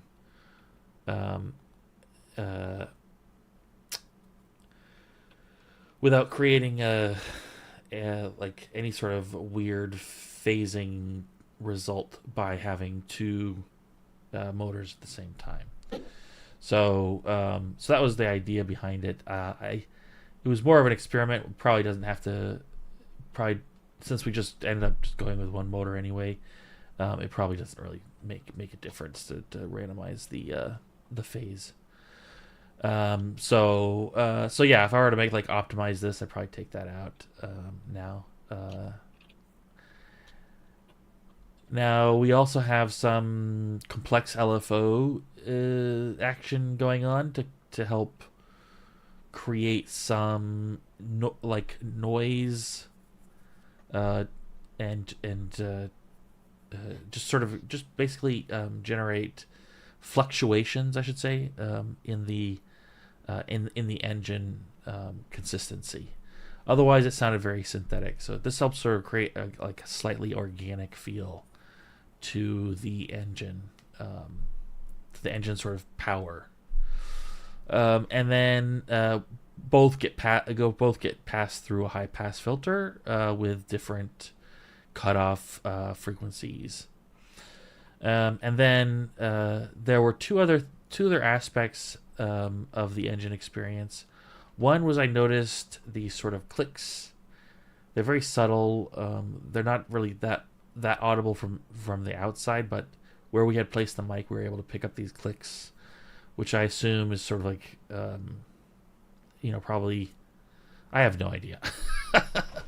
But anyway, they were consistent. They were regular in their periodicity, somewhat regular in their periodicity, and it didn't seem to correlate to the engine load at all. So I added these clicks, and it's just sort of fluctuating repetition of clicks, and I pass them through a band pass, so it has a very narrow bandwidth, and it's just white noise with a very fast envelope. And then I also add some pink noise and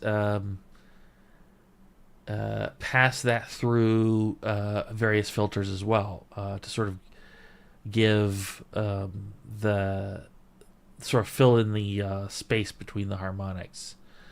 And lastly, this is where the sort of the real gold is this short delay network.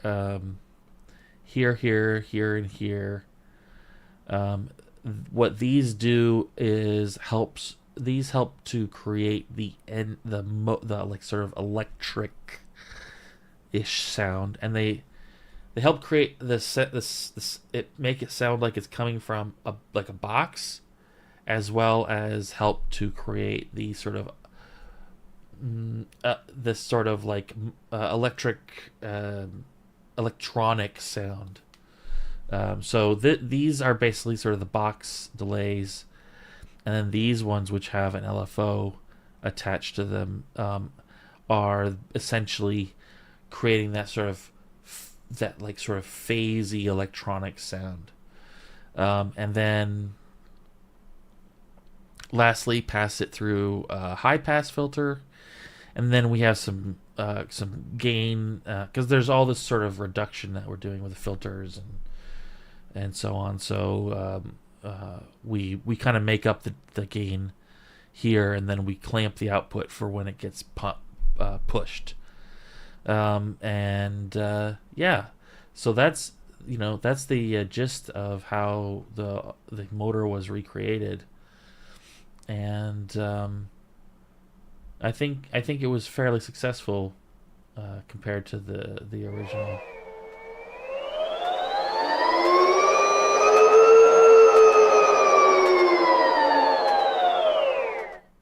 So yeah, also was fun to create something that I felt really showcased the power of Metasounds, and I'm really happy to be able to show them for this to demonstrate this for the live stream, even though we couldn't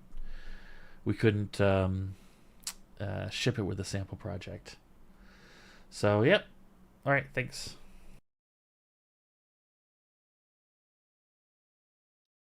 Cool. Yes. I am fairly succinct at 2 a.m. Worked out. Brilliant. Can we go to the next slide?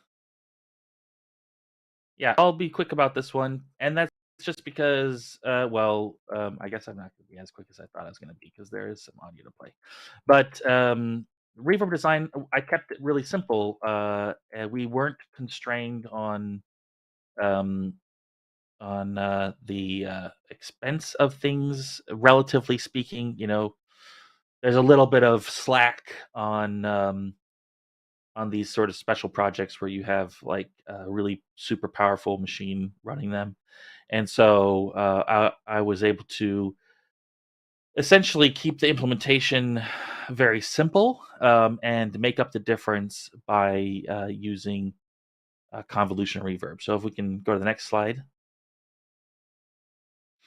And here, yeah, this is where I sort of state my premise that using impulses allowed us to create more character in terms of the sound of the reverberation, and allowed us to sort of skimp out on the exact implementation. If you can play the video, and then we'll get to hear me like drone on at 3 a.m. in the morning. That's the live stream reverb impulses explanation audio. Sorry. We decided to use impulses and convolution reverb in order to save time and get sort of characterful and complex reverberations without very much implementation work on our side. So we were able to keep the actual implementation of reverb very simple. We had 4 main reverb impulses. One was used to express sort of a natural outdoor environment, one with like a lot of trees in it. And the idea was to have this on a very gentle setting to give a clear, a nice clean diffusion for sources that got farther and farther away from the listener. So this is used in the outdoors pretty much all the time. Then we had 2 different cave reverbs. One was for like a sort of partial covered cave, and then one was for like an actual tunnel that you could drive through that didn't really end up getting used on the presentation. And the last reverb, as you might predict, was the interior of the vehicle itself, right? We wanted to make sure that we were sort of simulating and taking advantage of the impulses, and sort of simulating the cab, the sort of reflections of the cab. Now, what we did, we actually recorded multiple sort of quick and dirty reflections of the cab, and then what I ended up doing was sort of redesigning it with my my reverb hardware and some software editing to kind of get the same feel, but just a cleaner impulse. I think it was fairly effective. That was my crazy idea of explaining reverb. I loved that. That was awesome. We can go to the next slide. It should be like a standard Zoom feature. You can put different reverb settings on your voices. Yeah, they can match your virtual background screen. Can we go to the next slide, please, Dan? Thank you very much. This is your time to shine, Noah. And okay, here you go. I've got one empty slide for you to talk over. I don't know if you had anything to show. I think you have some audio files, right? Yeah, I may show a couple little videos of how we've used music in this. So, oh yeah. Talking with Paul. Next slide, real quick. Yeah. In the Go ahead. Perfect, thank you. So in the early stages of this project's sort of design and flow, we chose 2 areas that we wanted to add a layer of music to kind of enhance the style and the vibe of the experience. So the first one is when if you could remember, seeing the capture that we showed at the very beginning of this stream, when you drop into the experience, I keep wanting to call it a game too, and you sort of take in this sort of beautiful foliage of the jungle environment. You hear the ambience, it's lush, it's detailed, and you can sort of quietly sort of fly and explore around.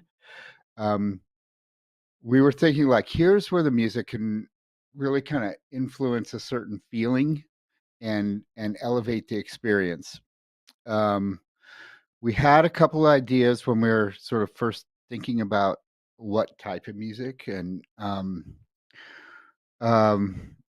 also knowing that we're flying around the jungle now, but we know that we're soon about to reveal the Rivian.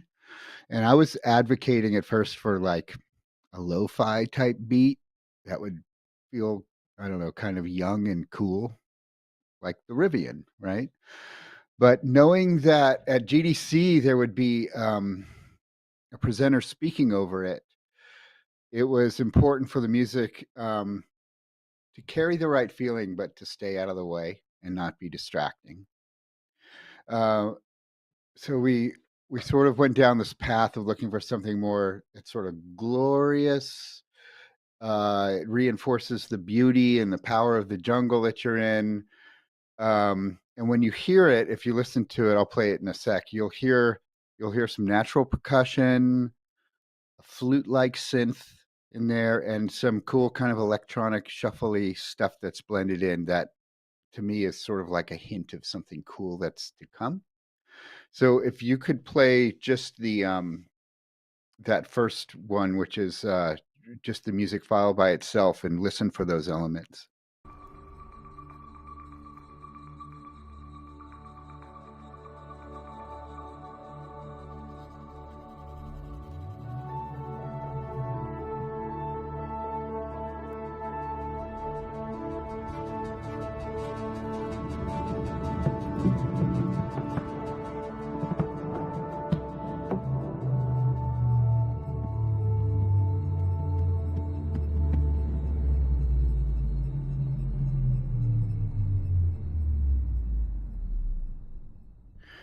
Now, just to demonstrate sort of like the way that it stays out of the way, but contributes so much to sort of the power and the sort of feeling that the viewer is going to get. Let's look at that intro scene. It's really short. It's like 10 seconds long. But if you could play the video without the music, it's just you drop into the jungle and you hear the ambience, and then we'll play it with it.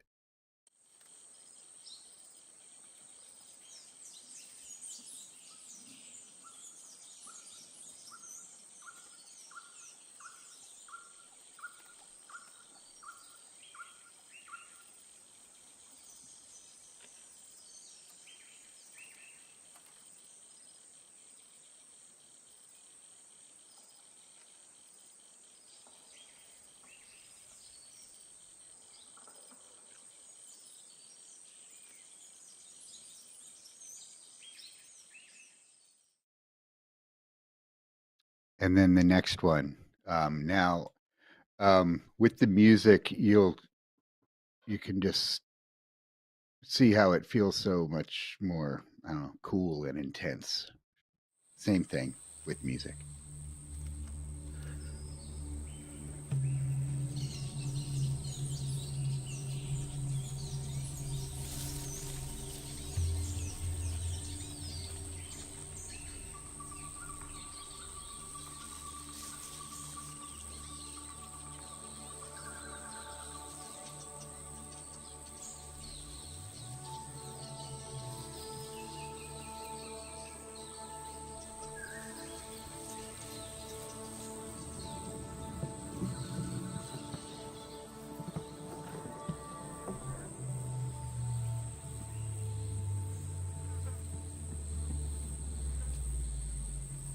I thought it really did a nice job of sort of like pulling the viewer into it.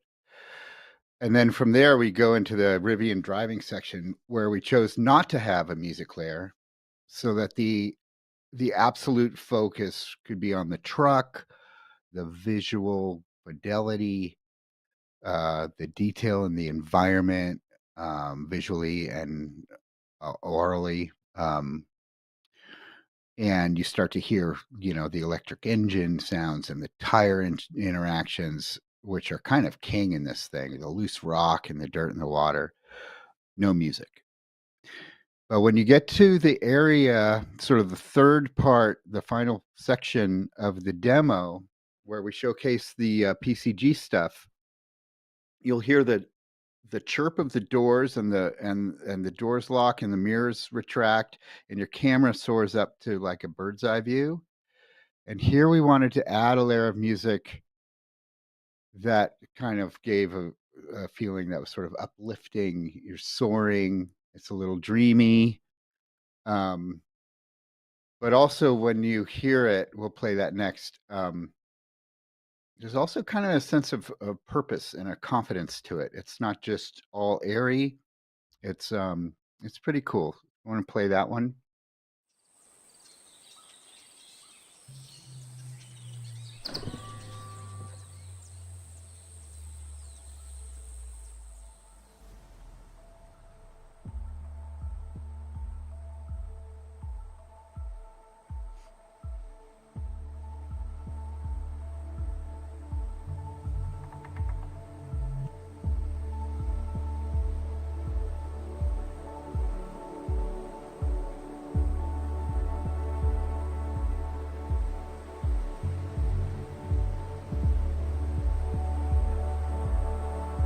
This piece was interesting when the presenter was speaking over it.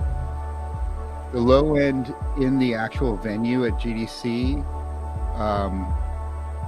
sort of exaggerated due to their own in-house sound system, and we had to do a lot of like last-minute tweaks and changes to kind of get it to not draw attention to itself and to stay out of the way, but to still kind of like feel sort of, epic, for lack of a better word.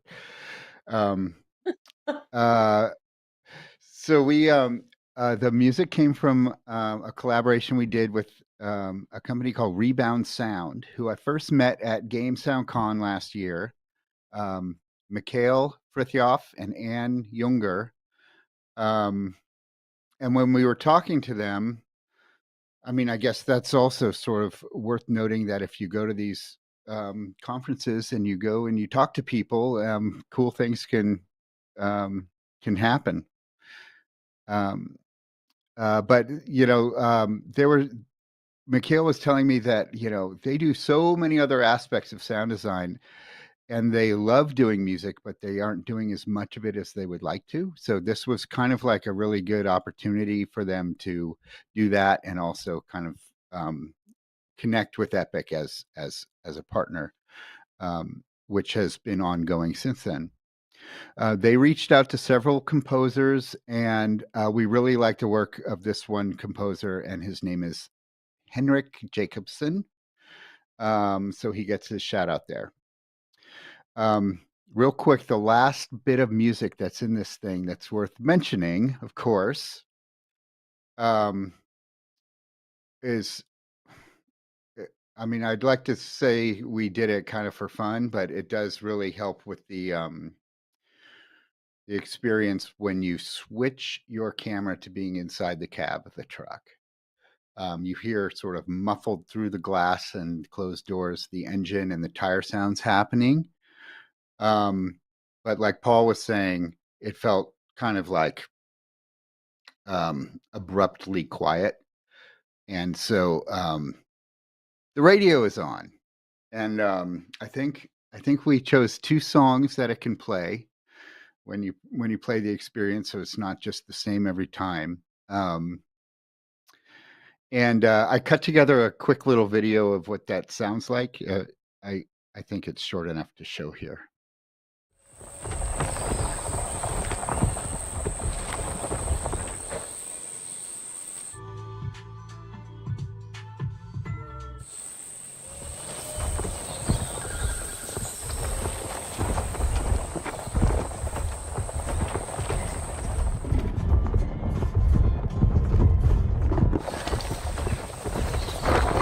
It's actually really hard to drive when you're in the cab camera. Can't really see where you're going.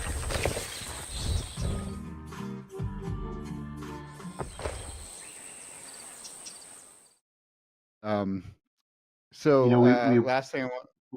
Go ahead. We briefly considered licensing Guns N' Roses' "Welcome to the Jungle," but we just didn't have the money. That would cost a lot, I imagine.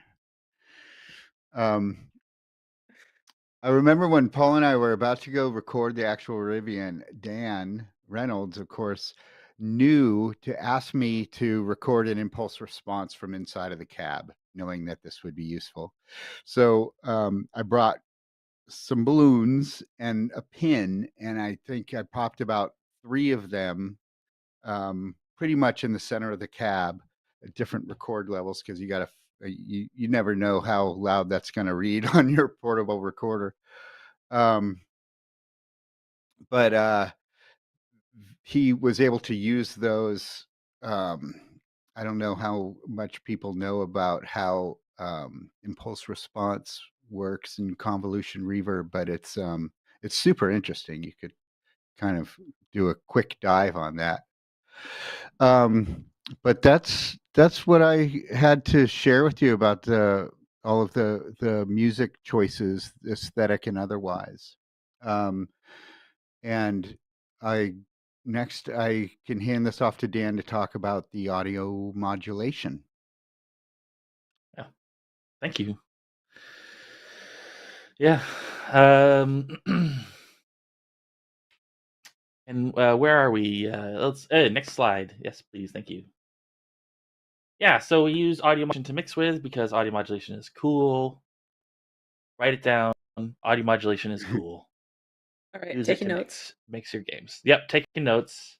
It's going to be on the final exam. What is cool? Audio modulation. So yeah. Let's go to the next slide, I think. So we used audio modulation to manage the mix. The mixing requirements on this were probably more than you would think for like a small, very short demo, but less than you would need for like a full scale game. And that's just because this demo ended up having quite a lot of spaces and places that the camera goes. But yeah, so we use audio modulation. If we go to the next slide, you can actually see. I don't know how many of these survived, Paul, for the project. I think you said maybe none of this was pulled out. So you might be able to pull this up on the project, which would be awesome. But here you can see all of the control buses and the various mixes that were utilized in the project. And we go to the next slide. This is an example of a mix, and the control buses here are each expressing the value of that mix. I think we've talked about audio modulation in more depth in other projects, so I'm going to keep it concise here. But yeah, just know that we basically had like a base mix, and then we had some other mixes depending on some particular places that the camera would go. If we go to the next slide, one of those examples is cheating occlusion, right? So we go inside and outside of the cab, and I was getting ready to implement this complicated occlusion system for maybe using audio gameplay volumes or something like that, or and I didn't want to like overwhelm everything with a bunch of traces, and I realized that we actually had a clear idea of which sounds were outside sounds and which sounds were inside sounds. And so once that was in my brain, I just faked the occlusion entirely, and we just used audio modulation to just sort of duck and muffle outside sounds once we're inside the cab. And I was assured that the player would not be able to open the window, and so thus breaking the occlusion. So yeah, this was suddenly faster than I could just sort of shelf this like complicated occlusion system and then just sort of move on to the next project. And when you have such a short, constrained development time, anytime you can kind of do a smoke and mirrors magic trick is a special moment. So this was very fast to implement. I think I just made the mix, and then I think John already knew where the hook was for when we switched into the cab and out of the cab, so he was able to just toss that in. But if we look at the next slide, we can actually see where that takes place, and we have our sort of two main blueprints, and one is one is basically a delegate from the change in camera position, and here you can see it's just activating, deactivating the interior settings, and then if we just look in the interior settings, it's just activating, deactivating specific mixes. So we have like an outside mix and an inside mix, and called it a day. So that was great. Let's go to the next one, and that's where I highlighted the other side of the screen, just in case you missed it. And so, yeah, easy. Audio modulation is cool. Remember that? Okay, so next slide. And I don't remember, John, if you were prepared to talk about this, but John volunteered against all expectation to simulate the underwater effect, because there was a suspension camera that they placed right behind the tire, and when you go through the puddle, this rare occasion, the camera goes underwater, and John was like, "I want this." I think it might have been against all your good advice as well. It was. I was like, "Please don't do it." You're like, don't do this. You have one more day. I did it on the last night. I think actually I asked, who's asking you to do this? But you nailed it. It's just one of those things. Fast. Just like, go ahead. So Dan's a good teacher, and he gave me like a crash course in audio modulation, and then there's this moment where there's this like there's this one camera that you can go down, and you can go through the puddle. And Dan, actually, there's a video, my final video, video 8, day 39. You play that, that'd be great.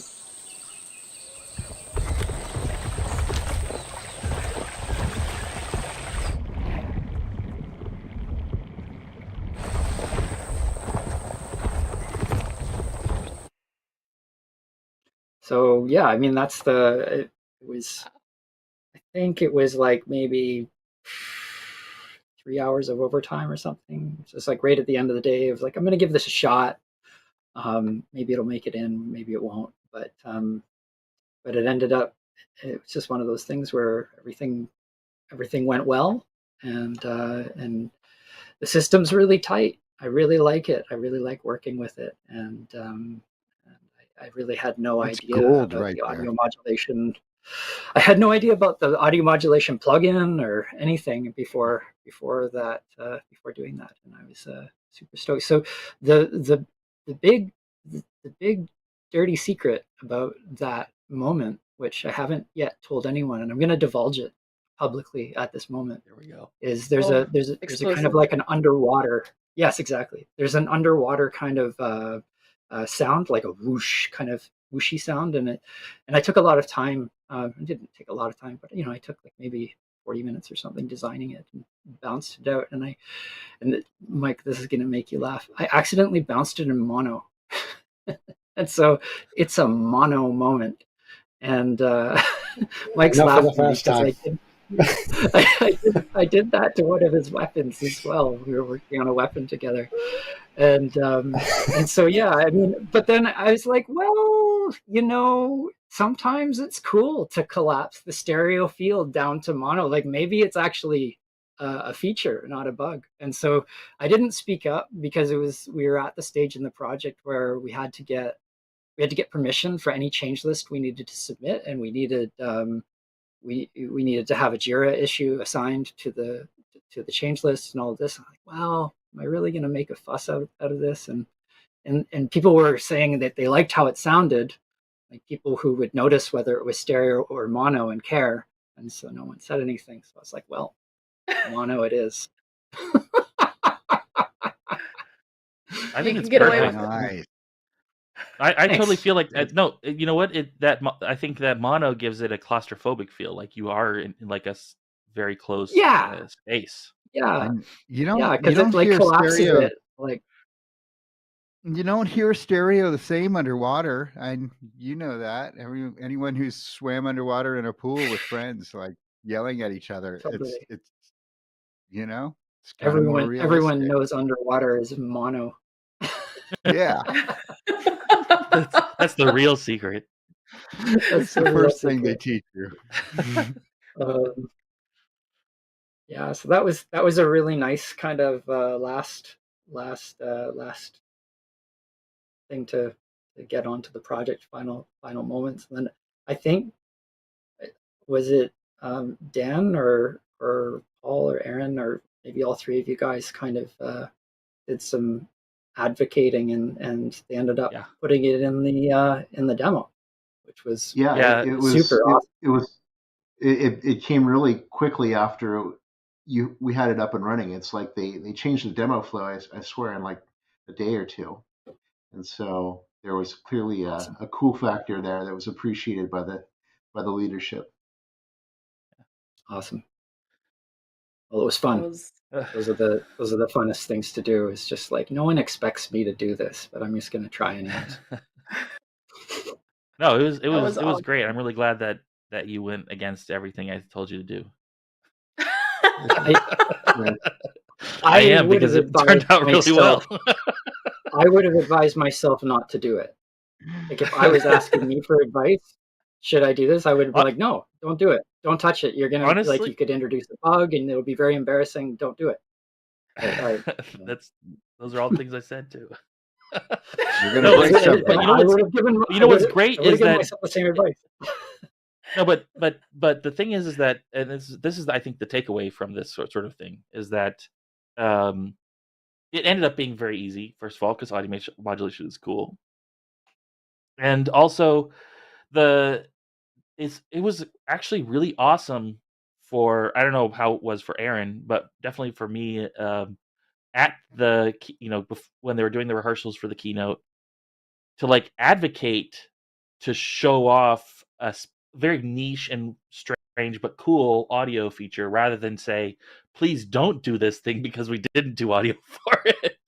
The inverse of it, if they had like decided, say, oh, it is really cool to go underwater, and then to not have that effect, would have been like, then we would have been like, please don't do that, and that would have I'd taken away something from the final performance.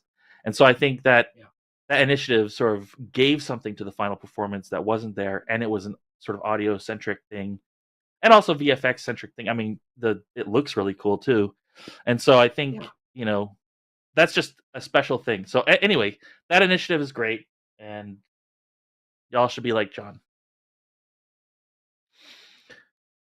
Thank you. Maybe. And defy you. I was with you right up until the last part. But there's something to learn from that. That's all I'm saying. Anyway, next slide. It is always worthwhile to try the extra thing if you've got a bit of time. Just give it a try. It might not work, but at least you tried. Yeah. So this is always the sort of extra fun part about special projects that go to GDC demos, is that Epic loves doing things live, and that always adds extra something special to the project experience. So if we go to the next slide and play one of the things that I anticipated from previous GDC experiences was the desire to be able to control the game mix during rehearsals, because there's always feedback, and this in this case it was sort of a rare exception that we're working directly out of the editor, so we are much closer to being able to edit content, and iteration was higher.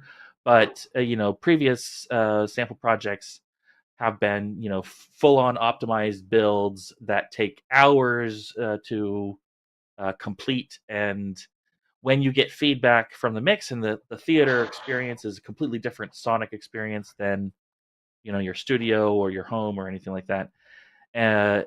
You want to be able to respond quickly to those things. So one of the things that makes audio modulation cool is this idea that we can actually change the mix even on a packaged version, and save profiles locally. So I've got a couple of videos I want to show. One is how we set up a little MIDI mix manager, and the other one is actually a demonstration of live mixing. So Dan, if you can play the live stream modulation MIDI mix setup video. All right, this is one of my favorite ways to mix. In this approach, we have a surface controller. And the surface controller is just some device that interacts with your computer via MIDI, and usually has sliders. In this case, it's a PreSonus fader port. And essentially all I do is I just go through the process of setting up any sort of runtime MIDI device. So I go and I find the MIDI device infos, the IDs, the MIDI controllers. I create the MIDI controllers via name match. So in this case I'm generating controllers based off of name matching the PreSonus FP8, which is the fader port 8 model that I have on my desktop. And then I set up the bindings, input and output in this case, because the fader port is motorized, and so I can have the output. I can have the MIDI connection output the current mix values, and then all I do is so here's setting up the input bindings, and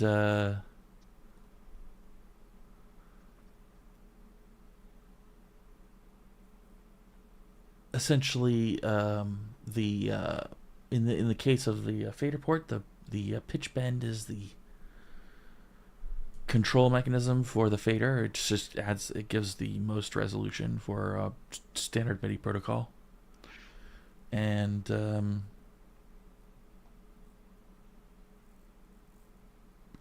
here's the on MIDI pitch event. So then here essentially I use a map that's just pre-built. I just say okay, and I just assign some values to a control bus, and so here I've got sound effects, the music, ambience, vehicle suspension as like a specific part of the vehicle sound, tire noise is another part of the vehicle sound, and EV motor as another part of the vehicle sound, and then the high pass for the tire suspension, so that you can give it more or less bass oomph, because the in this in some cases, and this is what's important that Paul will talk about, is that in the live in a live theater scenario, we had, it's a different mix environment. The theater has a different sort of frequency response. So that impacts, the runtime mix. You want to sort of maybe give more or less tire suspension oomph than normal. Yeah. So then what we can do is we can actually save the mix to a profile, and this allows the user to recall previous mixes. And here's where we recall the previous mix. So we check to see if there's a previous mix. If there is not a previous mix, if it's empty, then we use the current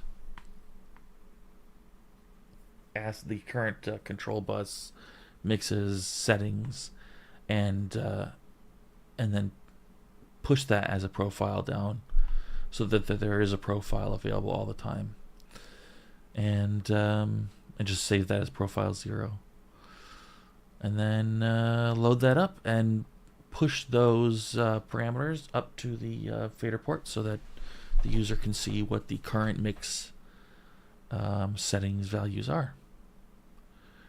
And then this is just the mapping for 0 to 1 normalized to MIDI, the discrete MIDI pitch band resolution 16,368. So there you go. Yeah, so that's basically it. And all I do is take this actor and I just plop it right in the level. Nope. In the middle, it doesn't matter where. So yeah, easy stuff. I think I just put it at origin just to keep it simple. So that, this is a very fast way of mixing once you have it set up, and it's very easy to sort of go through your experience, your project, and redefine the bass mix for different areas pretty easily. So yeah, definitely recommended. Something that we want to look for ways we can incorporate into audio modulation's sort of normal feature set. Thanks. Nice. Yes, I was very tired when I narrated that. And you've seen nothing yet. Get to the next slide, and you can hear a video that I recorded after that. So even later. Oh, no. Live stream, audio modulation, MIDI live mixes demo, please. So here we have the fader port set up with the scribble strip. And we can see the faders are all sort of pushed up to the top. That's sort of default right for the mix. But you can hear I drop the sound effects. You can hear the sound effects control bus going away. The insects and crickets and jungle sounds are going away. And I can bring them back up.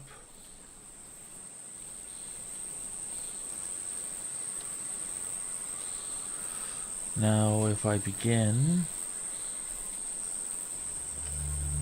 the music, maybe I feel, this is too much jungle sound for this right now. Just drop the jungle out real fast.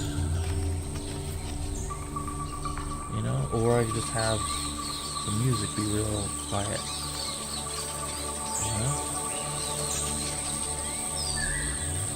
Go check out the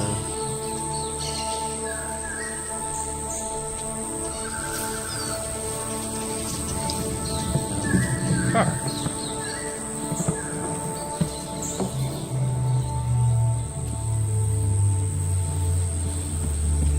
Apologies for the set on the medium scalability settings right now. I think if I think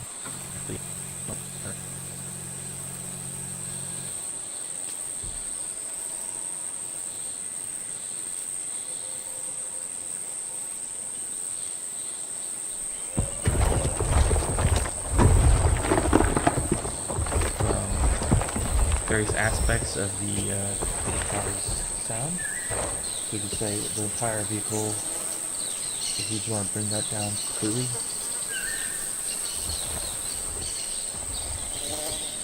Or bring that up. You can bring down the tire noise and suspension noise.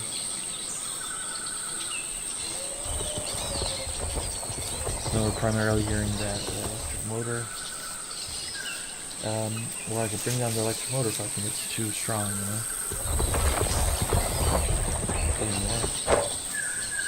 And then here I can. This is the high pass filter for the suspension. So if we were to say, let's bring down the ambient jungle a little bit so we can focus.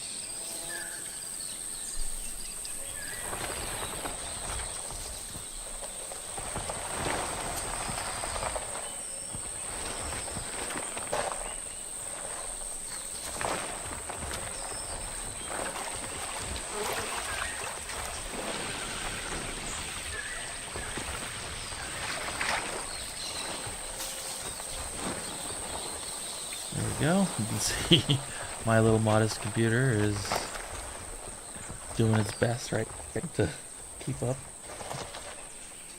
But yeah, so then I can bring back the jungle, bring down the electric vehicle.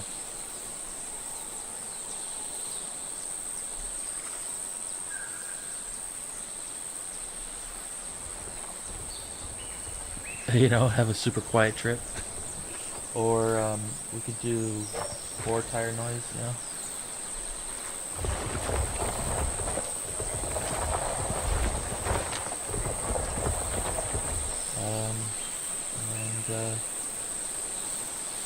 yeah, so here you just lots of control over the sound, which is great.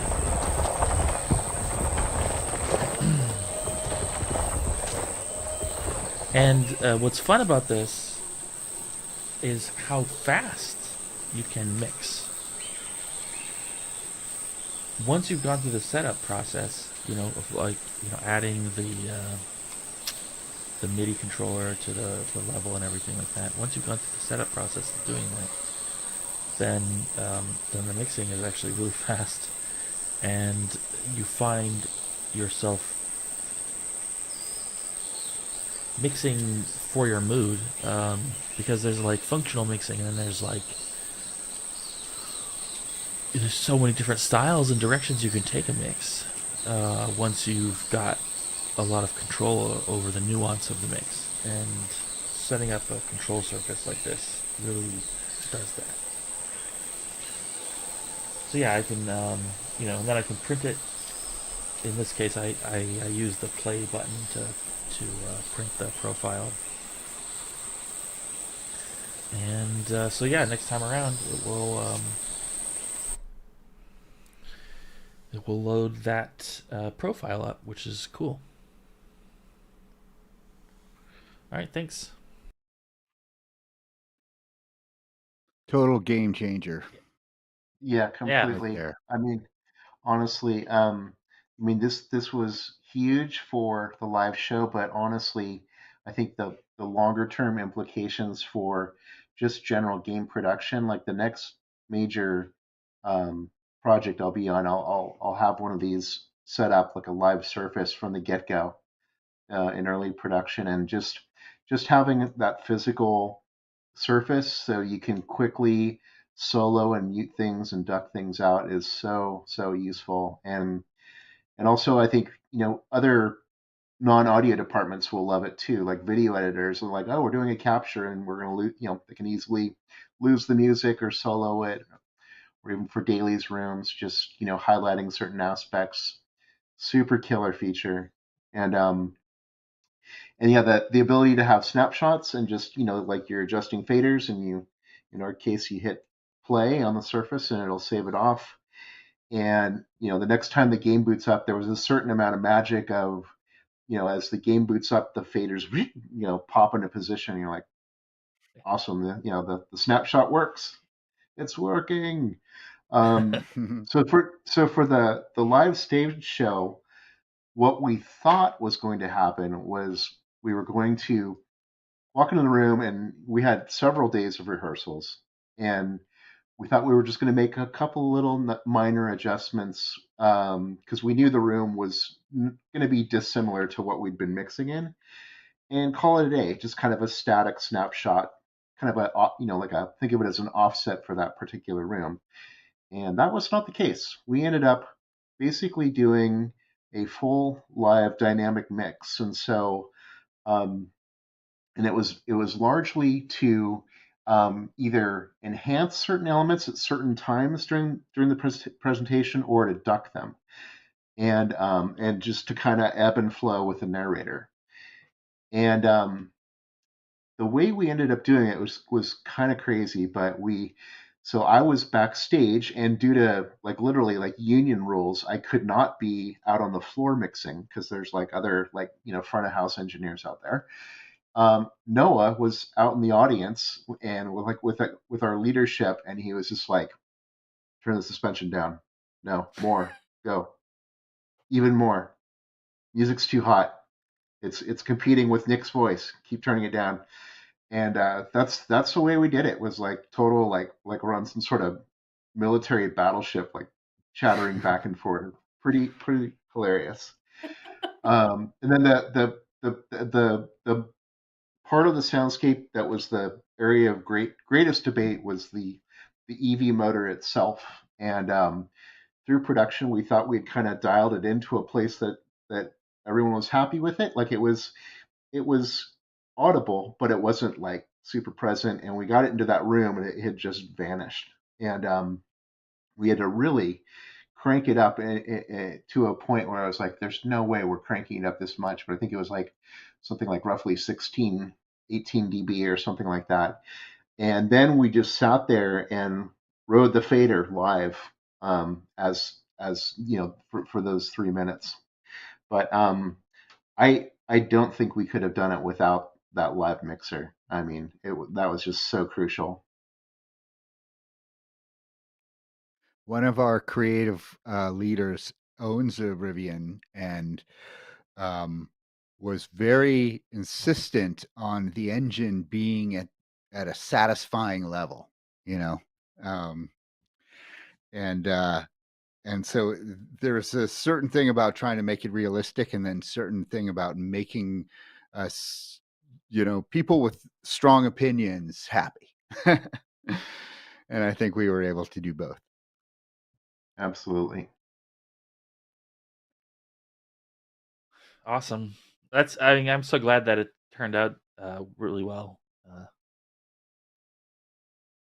All right. Yeah, so we're nearing the end here. Can we go to the next slide, actually? It's an opportunity for us to sort of pitch some upcoming events. If you want, we will be at Unreal Fest coming up in October 3rd through the 5th. Back in Narlands. I think someone's going to get angry with the way I said that.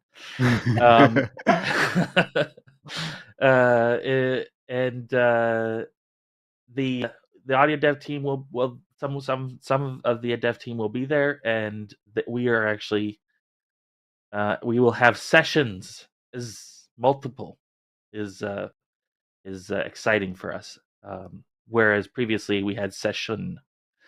So sessions, it's going to be exciting. And then we have later that month the Game Sound Con now in Burbank, October 17th to the 18th. And we are once again sponsoring. So we will have a track/room dedicated to awesome Unreal Engine audio stuff. So definitely join us at either or both. If you're super ambitious, we'd love to see you there. And then the last slide is just a little call out to all the awesome people that helped work on this demo. It's really a team that makes this stuff happen. So, and I think this is a nice slide to rest on while we do Q&A.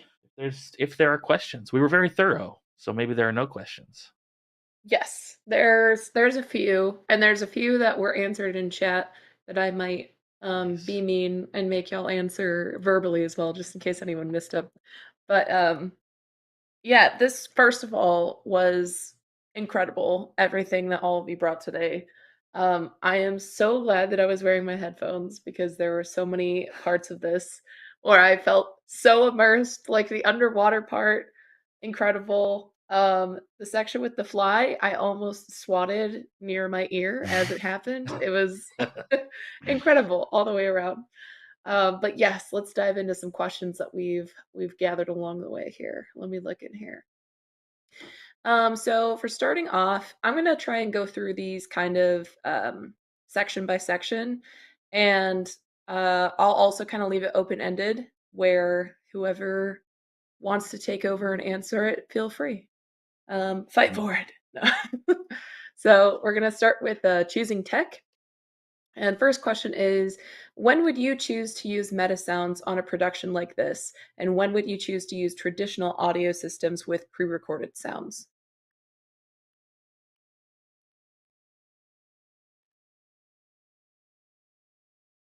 That's can talk to this actually a one, really complicated question. We're Who starting wants? strong. Does anyone else? Yeah. Does anyone want to give a shot at it? Paul, what do you think?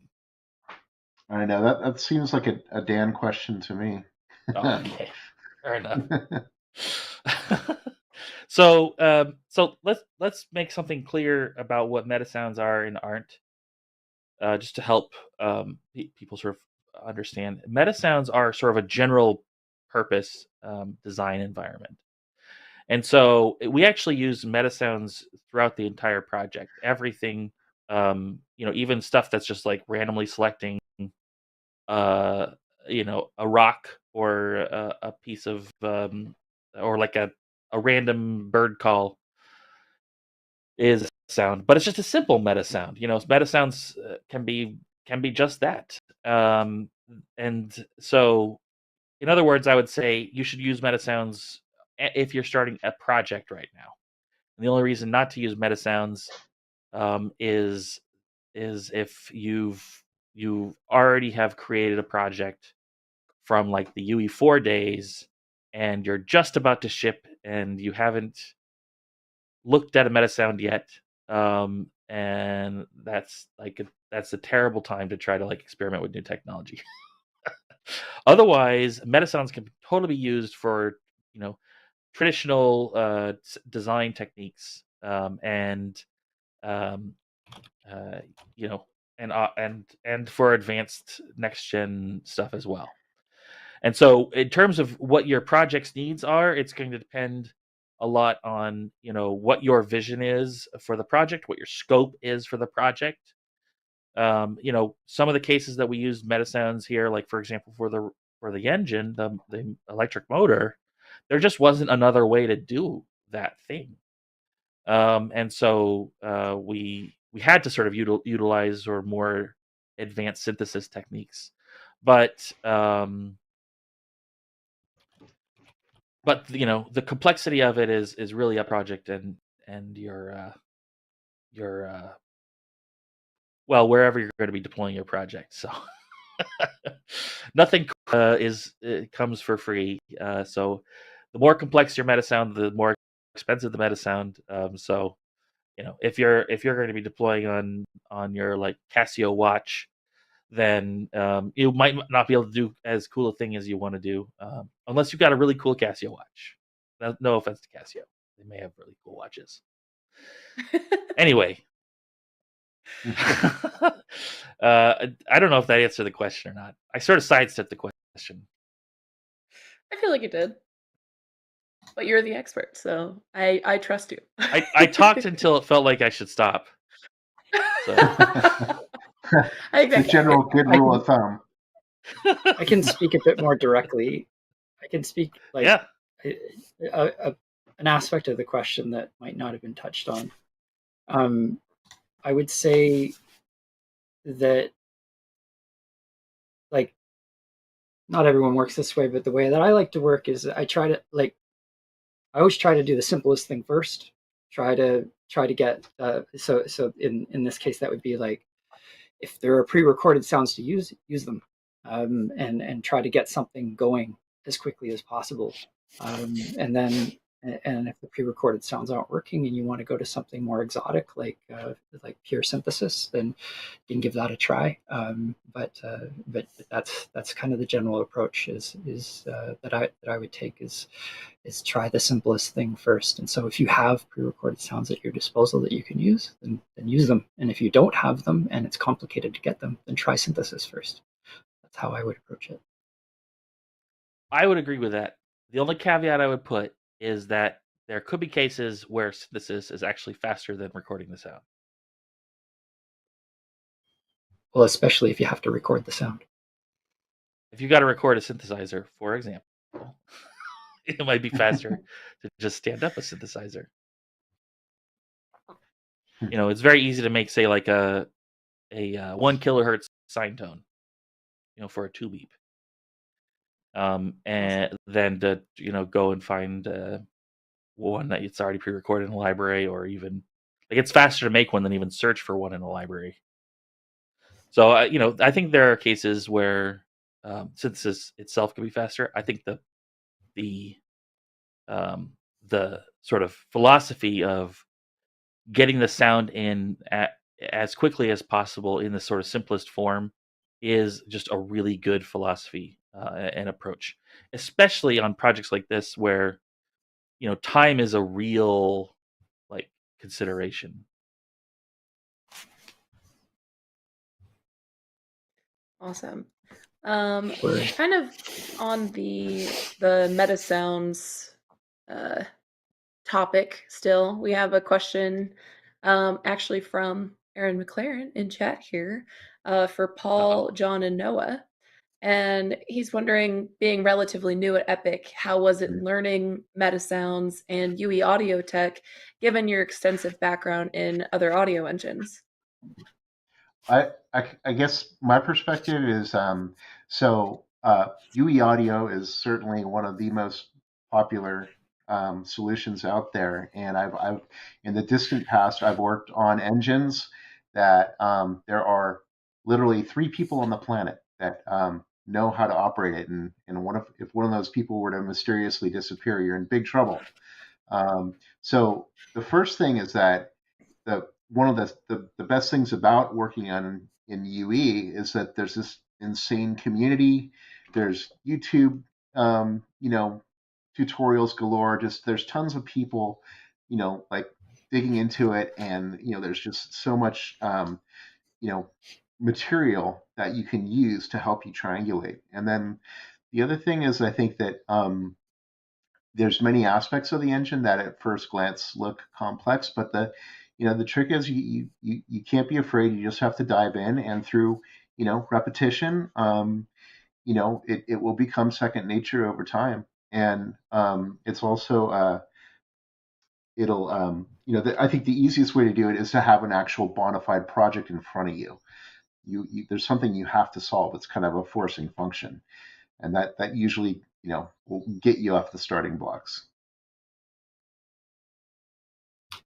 Yeah, I would also reiterate that having something that you're trying to do, at least that's definitely how I learn is having a goal. I mean, I think the biggest difference between using UE audio and some other third-party audio solutions is often people make the mistake of thinking about UE audio as just Metasounds. Like what's it like to use Metasounds compared to Fmod, or what's it like to use Metasounds compared to Wise, or whatever. Metasounds is one component of UE audio, and the UE audio is integrated very deeply into the audio engine, and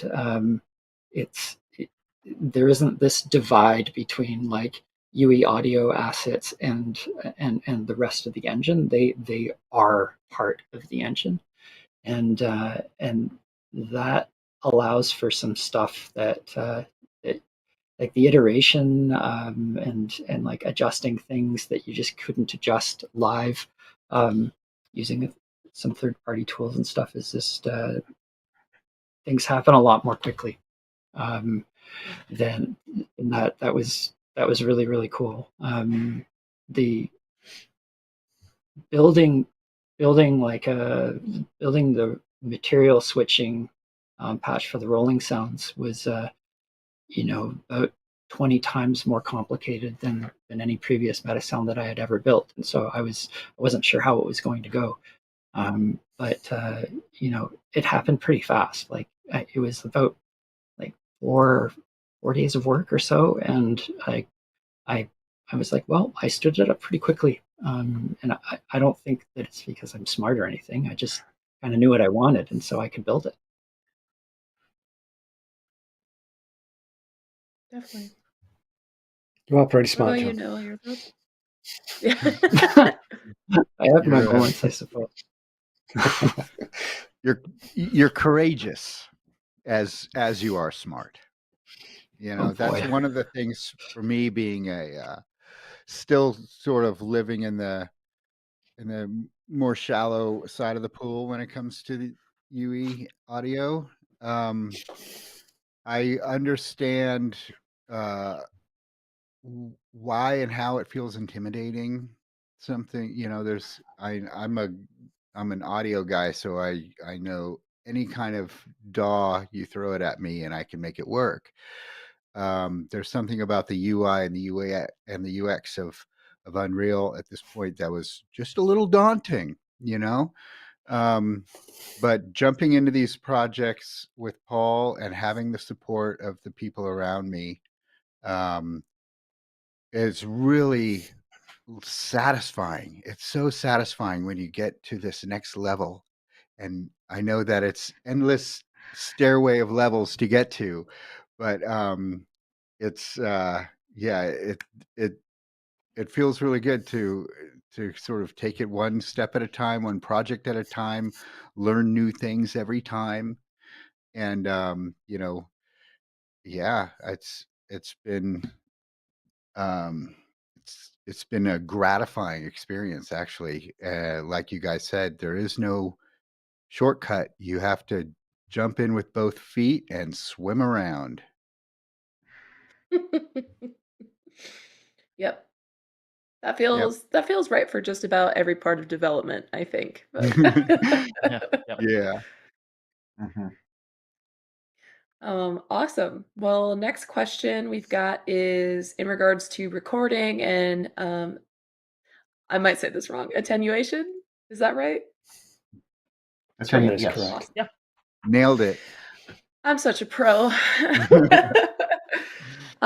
So to get a sound to feel as if it's playing at a distance relevant to the camera, must it be pre-recorded or is it possible to get a flat sound to feel as if it's playing further away? This is a really deep topic and one of my favorite topics in all of game audio dev. And the answer is you can do both. Kind of depends on the application. The So I've certainly worked on games. Battlefield, for instance, they used to go through the extra painful process of recording all of the soldiers' dialogue outdoors, outside, and with distant microphones to kind of capture what it feels like in real world. So they are clearly there. It's like they're kind of committing to that particular sound right there on the spot, and they're not relying on any technology. But you can certainly do it in engine with filtering over distance as well as reverbs and delays and et cetera. And we're certainly doing that in this. And if I remember on the project handing over some of the tire material to John for the car, And John was like, "Oh my God, this is way too big sounding." And my point was like, well, we're going to have to, some of these camera angles might be really right next to the tire, and we have to start there. It has to sound right at that, but then we're going to have to use attenuation for the vast majority of other camera perspectives, which are considerably much farther away. So I guess, yeah, you can use both. You can certainly bake, distancing into files, and I've done that a lot. But you can also just take the tact of recording it relatively clean and leaving it unadorned and letting the engine do all the work. That's awesome. So just thinking about this experience specifically, the birds are up in the trees, and that's where the recordings were made, from the ground. You're not going to go and stick the microphone in the bird's beak to get a recording of it. So absolutely perfectly acceptable to put world-ice sounds into the game, especially if you know what kind of distance and where they're going to play back as well. I think sounds in the real world can be quite complex in terms of the reverberation and how they propagate in the world. So sometimes it's hard to simulate that. So yeah, absolutely, mixture of the both. Yeah. It's Well, it's an interesting perspective because I feel like that's definitely something coming from someone who's not an audio engineer that might get taken for granted of just hopping into an experience and then experiencing the correct distance from whatever given point the audio is coming from. But then when it's wrong or just even a little bit incorrect, I feel like it's very jarring and very noticeable. So that feels like definitely one of those aspects that has a very delicate balance of getting right. Absolutely. And like of all the sort of audio content in a game, our ears are probably the most sensitive to voice. And when voice, for me, when voice is close mic'd with like a big, large condenser mic, that's one instance where it's actually really hard using tools or post processing to make it sound good or believable, Mm, like it's in a three-dimensional scene. And it's our ears are just crazy, crazy sensitive to that. My personal recommendation is, if you are, trying to record voice, think about, you could record with a large condenser, but try a secondary mic, try a shotgun much farther off the talent. 4 feet, 6 feet, whatever you can stand to do with your recording space, and I usually find that to be a much more believable solution. that's awesome. That's a really good tip to keep in mind. just want to piggyback off Awesome. of something off Phil's thing, if I may. Of Mhm. course. No. Um, no, that's it. Um, well, just that you can just to say that you could also do both.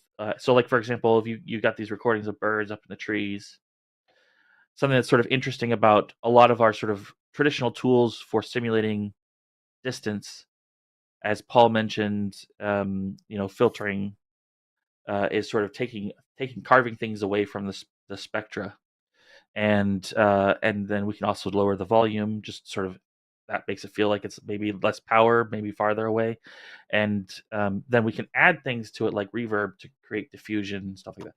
And what's funny about that is that those particular things stack really nicely. So if, say, for example, you've recorded a bird up in a tree, it's easier for you to make that bird sound farther away by carving away its spectra or adding a little bit more reverberation or diffusion to the sound than it is to bring that bird closer.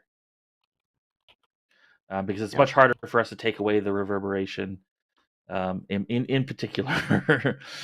So I just want to say that yes. So the answer is yes, all around. You do both and everything all at once. Every. That's awesome. Sorry, I lost my mute button for half a second there. I was like, oh God, can't find it. Um, the next question that we have is in regards to mixing. And did you run into any mix issues with all of the natural ambiances? I feel like we sort of addressed this earlier, but was wondering if you had a more in-depth answer for that. I don't know, Mike. Do you have anything to add there in terms of the source material versus the what ended up in the game? I think I was kind of lucky in that I did have a limited pool of source material to pull from. So I was relatively limited in what I could actually put in, but it all kind of sat in a nice place. I think it was fine tuning once it had gone into the engine. So we have a number of birds, we have a number of different fauna in there, and I think they all naturally kind of found their space quite quickly.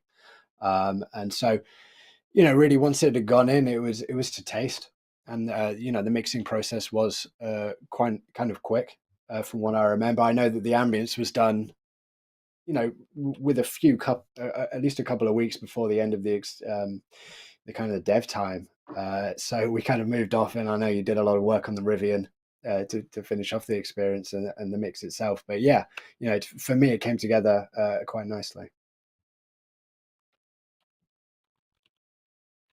Very cool. Let's see. Trying to see if any of these we've answered just kind of through the different demonstrations. Next question, and this will be just sort of general advice, but are there any key tips to making sounds feel surrounded using only UE5? Well, so I guess a couple things there off the bat, and so UE5 is you can natively run it in 7.1, and so if you have the correct setup, you are kind of ultimately or grandfathered into a surround setup. But I think the key thing with Soundscape, and we didn't delve into this too much, but the way Soundscape works is that it's spawning sounds that kind of travel around you, and you can specify how fast they're traveling and how random they are. Like you can also control whether they're only spawning above you or below you or to the sides of you. But Soundscape offers a really nice uh, procedural randomization of material that's going to be essentially all around you. Awesome. Next question is, what is the process for creating a good song for a game environment, character, etc.?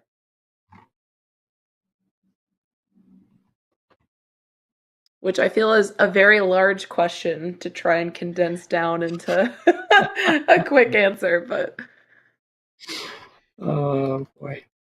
Do lots of versions. That's what I would say. Do many, many versions and then pick the right one. Yeah, I think that yeah, that basically get things in the game stood up as quickly as possible to see what's working and what isn't. And I think that's one thing that's absolutely universal truth. And another thing is when you're playing around trying to figure out what music works, maybe you're just using like Spotify or Apple Music to look for temp material. Is when you're choosing that stuff, have the game up and running, and as you're skipping around, you'll get a quick sense for an intuition for what's working and what isn't. But the actual process itself, that's a very very deep question, and yes. yeah, I don't know if we want to spend too many cycles on that unto itself. That could be its own show, I feel like. Yes, absolutely. Awesome. All right. Well, being kind of cognizant of y'all's time, since I've already held you captive here for about 3 hours, I have one final question for y'all. And it's Hmm. I'm going to paraphrase this a little bit, kind of just broaden it up a bit. But do you have any recommendations for where and how somebody can learn more about getting into audio design from either tutorials that you're particularly fond of, any communities you think are a great place for people to join. If someone's interested in getting to know more about this, where would you recommend them go to do so?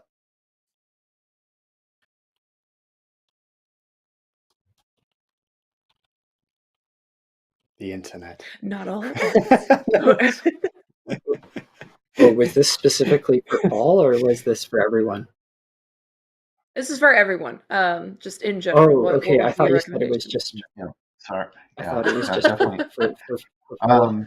I mean, yeah. I mean, so one right off the bat that actually one of our current employees founded, because he when he started Epic, he just felt like he needed more of a kind of a community resources. So there's on Facebook, there's Unreal Engine audio tips and tricks. So there's like lots of good info there. But that's really, honestly, I'm just going to point out that one, and that's really the tip of the iceberg, because there's so many more, and I'll let other people talk about others that are out there.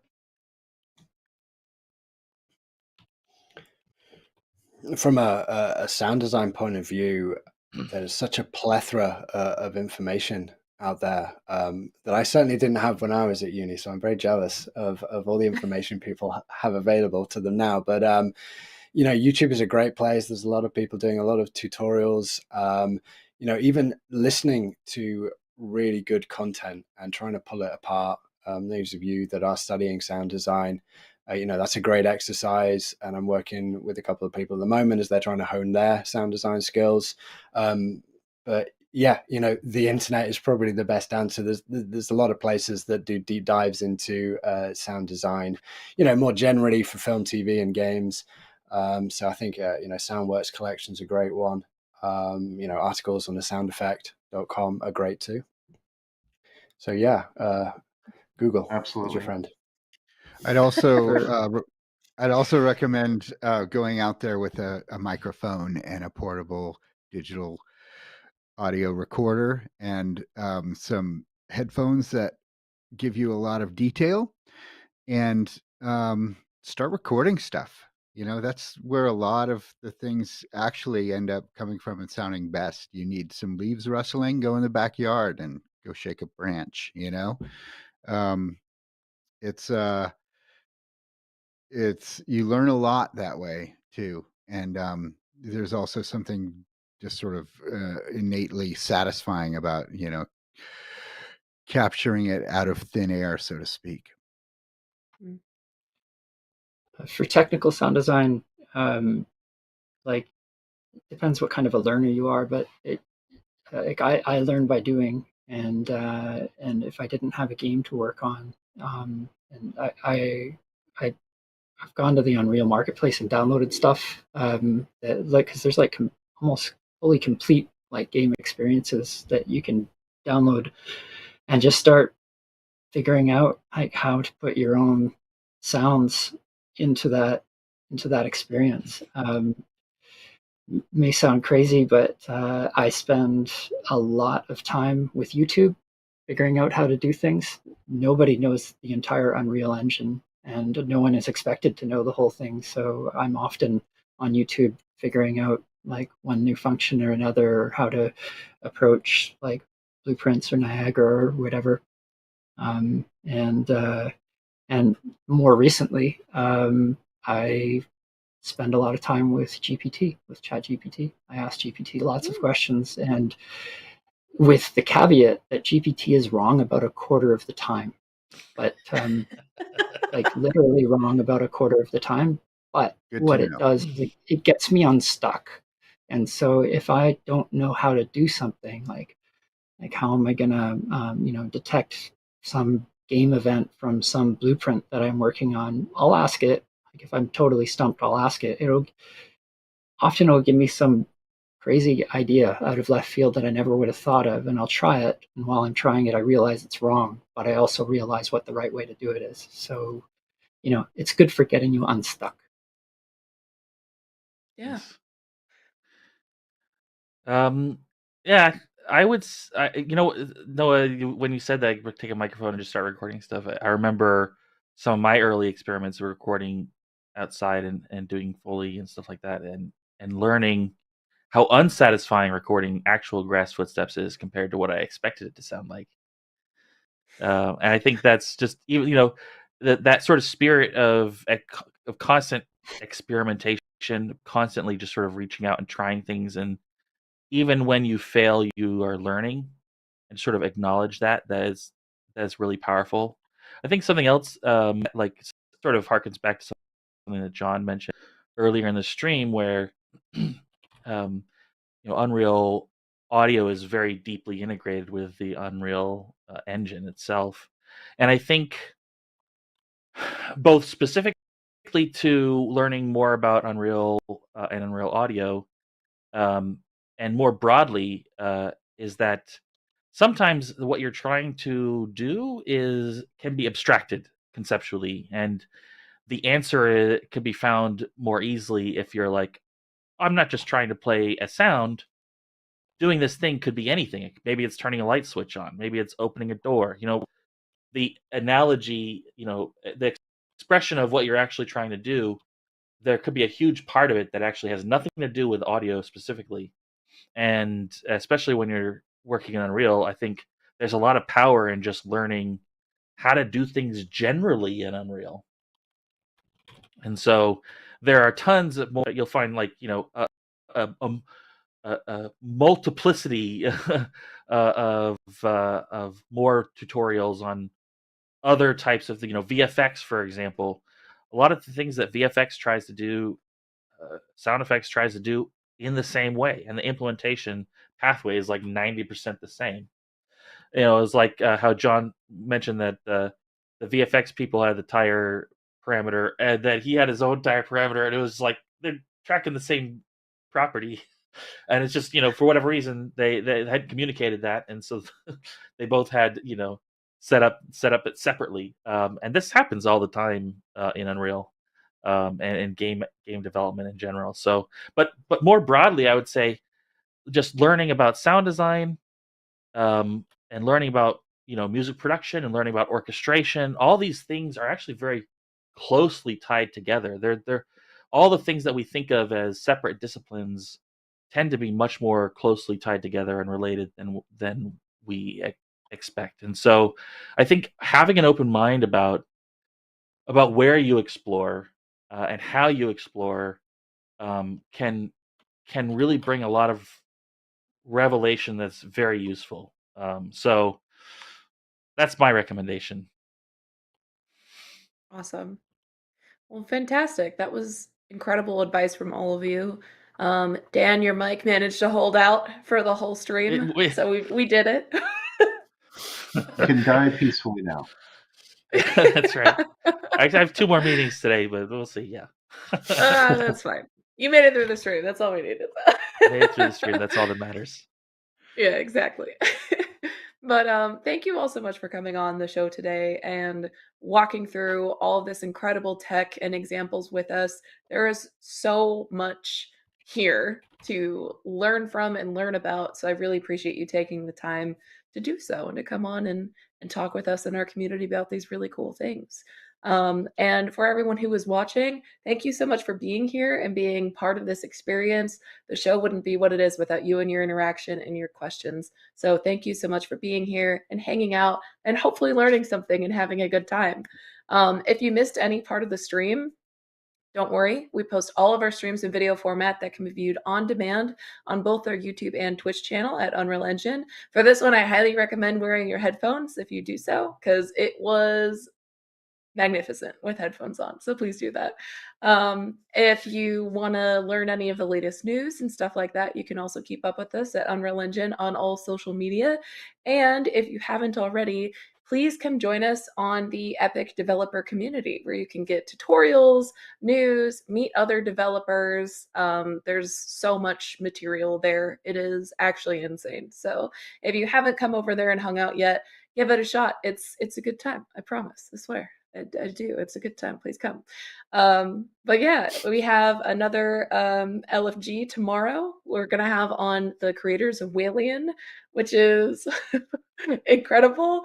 The name of the main character is Ernest Hemingway. And if that's not enough to get you to come and check it out, then I don't know what is. But yeah, come hang out tomorrow. And with that, one last big thank you to all of our guests who came on today. Really, really appreciate you being here and your time. And yeah, we'll see all the rest of y'all later. Bye, everyone. Thanks, everybody.